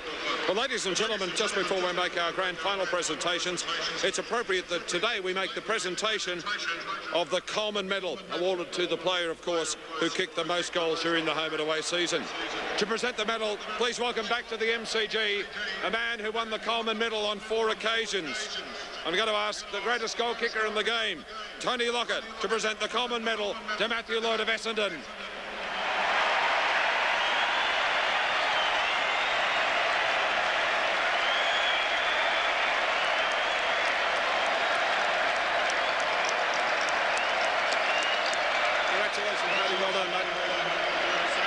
Just say a quick word. Can I just say first to Melbourne, thanks for a great game. But to the Essendon boys, we've worked so hard for this. I reckon it's been 2 years of hard work, and we've finally got here. But most of all, to all the supporters, you've been fantastic. Been here all year, and love you for it.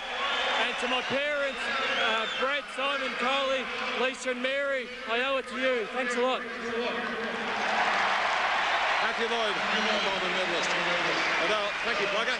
Ladies and gentlemen, would you welcome former Collingwood champion and Hall of Fame member Lou Richards to present the Norm Smith Medal to the player adjudged best of field in the 2000 Coca-Cola Grand Final. And the winner of the Norm Smith Medal in today's match is James Hurd of Essendon.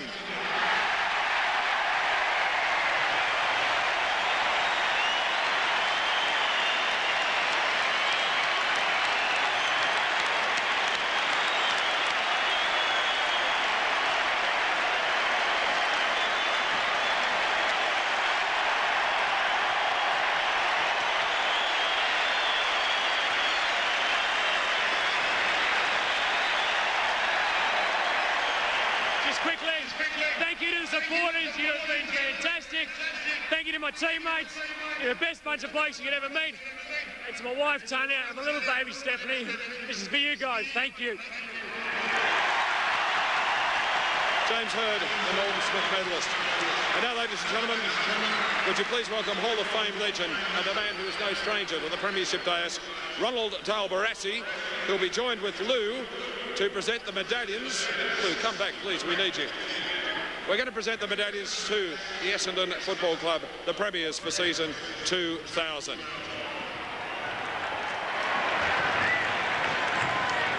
Beginning with number 1, Mark Johnson.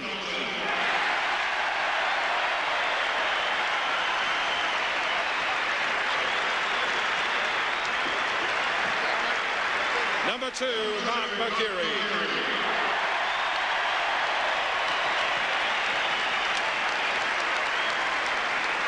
Number 6, Sean Wellman.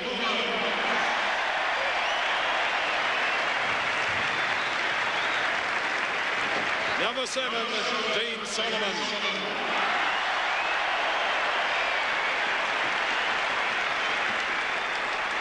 Number 8, Darren Buick.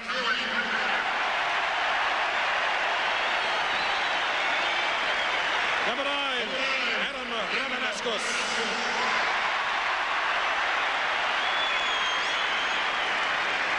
Number 11, Damien Hardwick.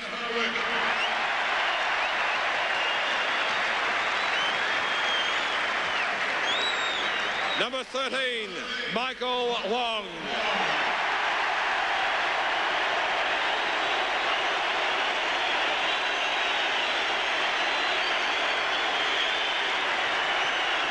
Number 14, Jason Johnson.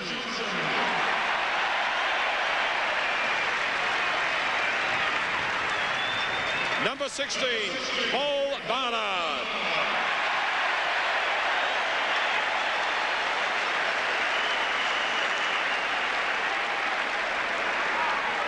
Number 18, Matthew Lloyd.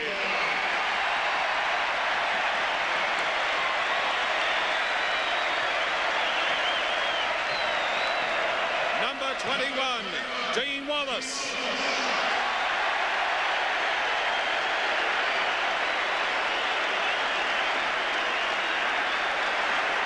Number 22, John Barnes.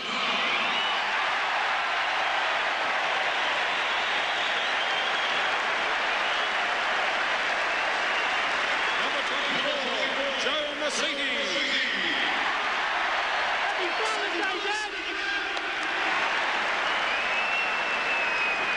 Number 25, Scotty Lucas.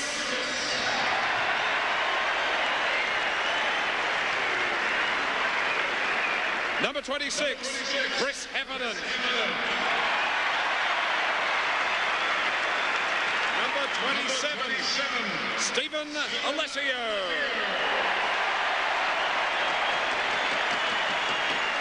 Number 29, Gary Moorcroft.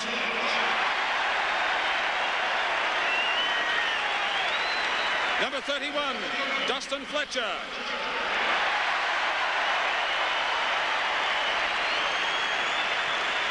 Number 32, Justin Blumfield.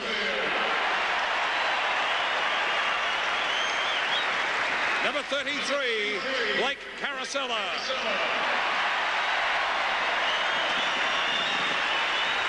Ladies and gentlemen, the coach of the Essendon Football Club, Kevin Sheedy.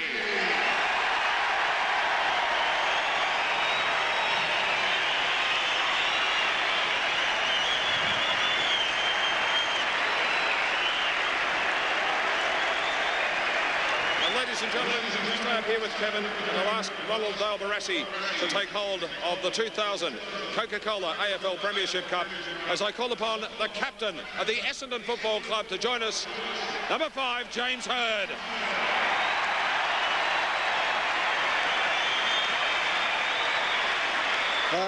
Thanks, ladies and gentlemen, all the fans that have followed footy all of your lives. I can assure you that this team has deserved the premiership. I've got no doubt about that. To all you Bomber fans, thanks for your loyal support, and to all the parents that produce our footballers all around Australia, thank you very much for looking after the game. Thanks a lot.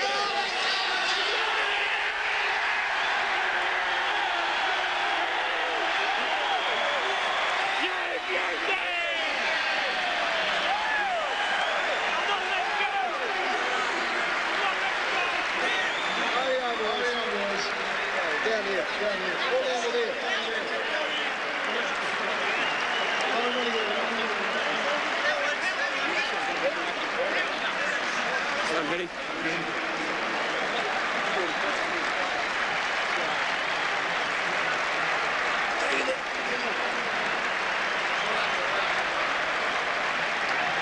Well, ladies and gentlemen, that concludes the official presentation. After the photographs have been taken, we'll invite the Essendon Football Club, the premiers in season 2000, to do a lap of honour of the MCG.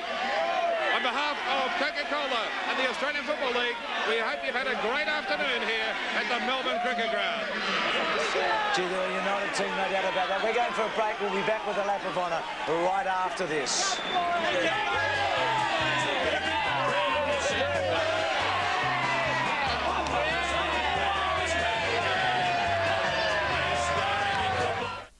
If you're going to buy something on 4 wheels, no matter how small or how large, no matter where you buy it from, and you want finance, come and see City Motors. Their finance experts can tailor a purchase or lease package at Tasmania's best fixed interest rates, the most competitive finance available, and you can get approval the very same day. So whatever you're going to buy, wherever you're going to buy from, it could cost you a lot more if you don't check out City Motors. City Motors, for your finance.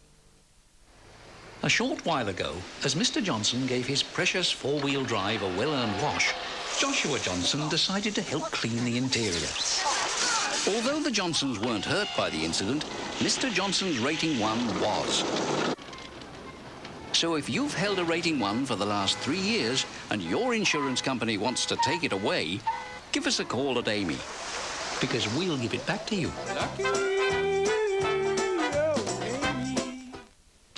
Delivers every drop luxurious and hot. Dux delivers a superior electric hot water system that's fully automatic, has thermostat controlled water temperature with a completely silent operation and space-saving design. Low maintenance and a long service life, their range consists of 17 models from 25 litres to 400 litre capacity with a standard 5-year warranty, or you can opt for the 10-year marathon warranty units. People all over Australia are warming to Dux, available at Robert Ferguson statewide. G'day. I don't have a kangaroo for a pet. I don't wrestle with crocodiles. And I don't wear a cork hat. I fight wars, but never start wars. I would rather make peace. I can wear my country's flag with pride. I am a rock. I am the ocean. I am the island continent. My brothers are the Smiths, the Wilsons, the Santarellis, the DeCostis, the Wongs and the Jagamuras. I play football without a helmet. I like beetroot on my hamburger. I ride in the front seat of a taxi. I believe this is a prawn, not a shrimp. I believe the world is round and down under is on top. I believe Australia is the best address on earth, and Australians brew the best beer on earth.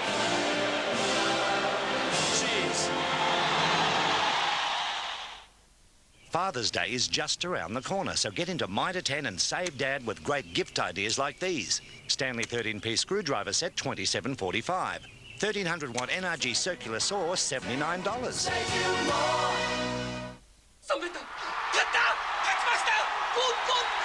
When Australia wins any medal in the event on your McDonald's game card, you win a Big Mac. Plus, you could scratch a new PlayStation Grind Session pack. Or heaps of other prizes instantly.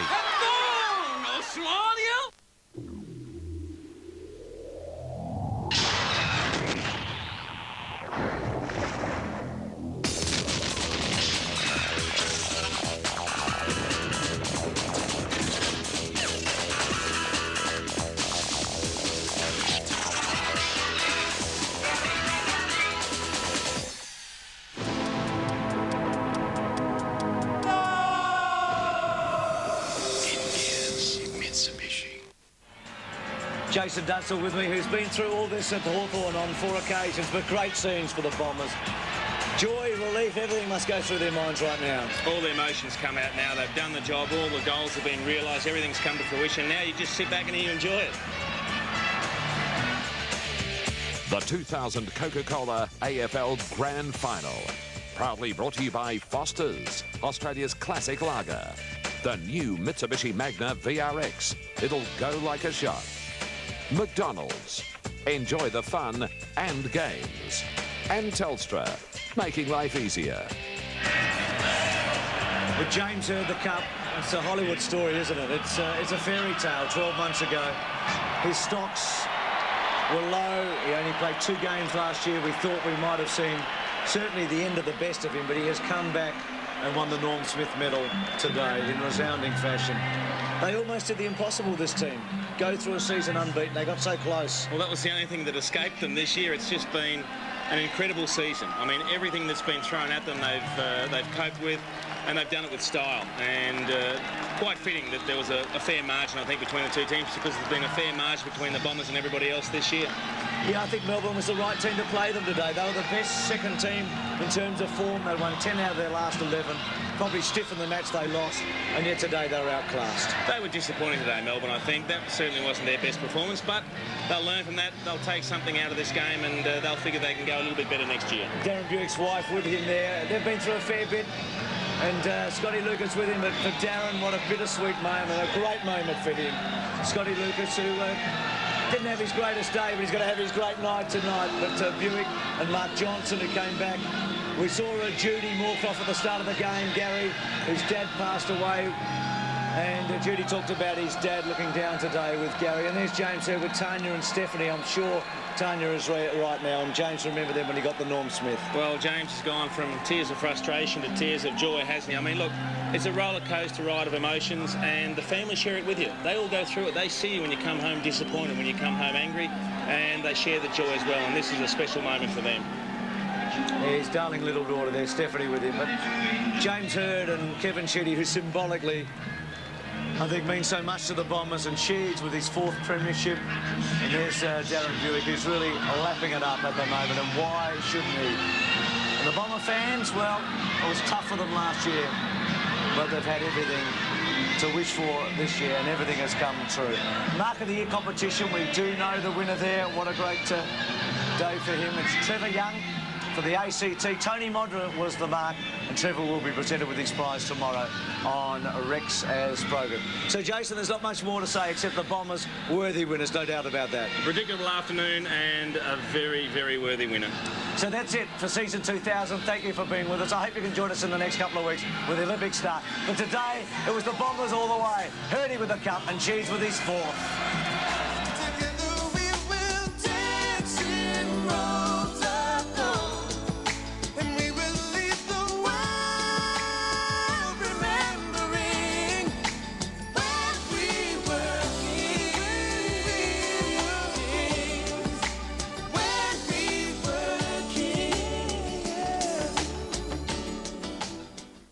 Following sponsors hope you enjoy Grand Final Day. DJ Mitsubishi, Amy, McDonald's, Robert Ferguson, City Motors and Foster's Lager. Dux delivers every drop luxurious and hot. Dux delivers a superior electric hot water system that's fully automatic, has thermostat controlled water temperature with a completely silent operation and space-saving design. Low maintenance and a long service life, their range consists of 17 models from 25 litres to 400 litre capacity with a standard 5-year warranty, or you can opt for the 10-year marathon warranty unit.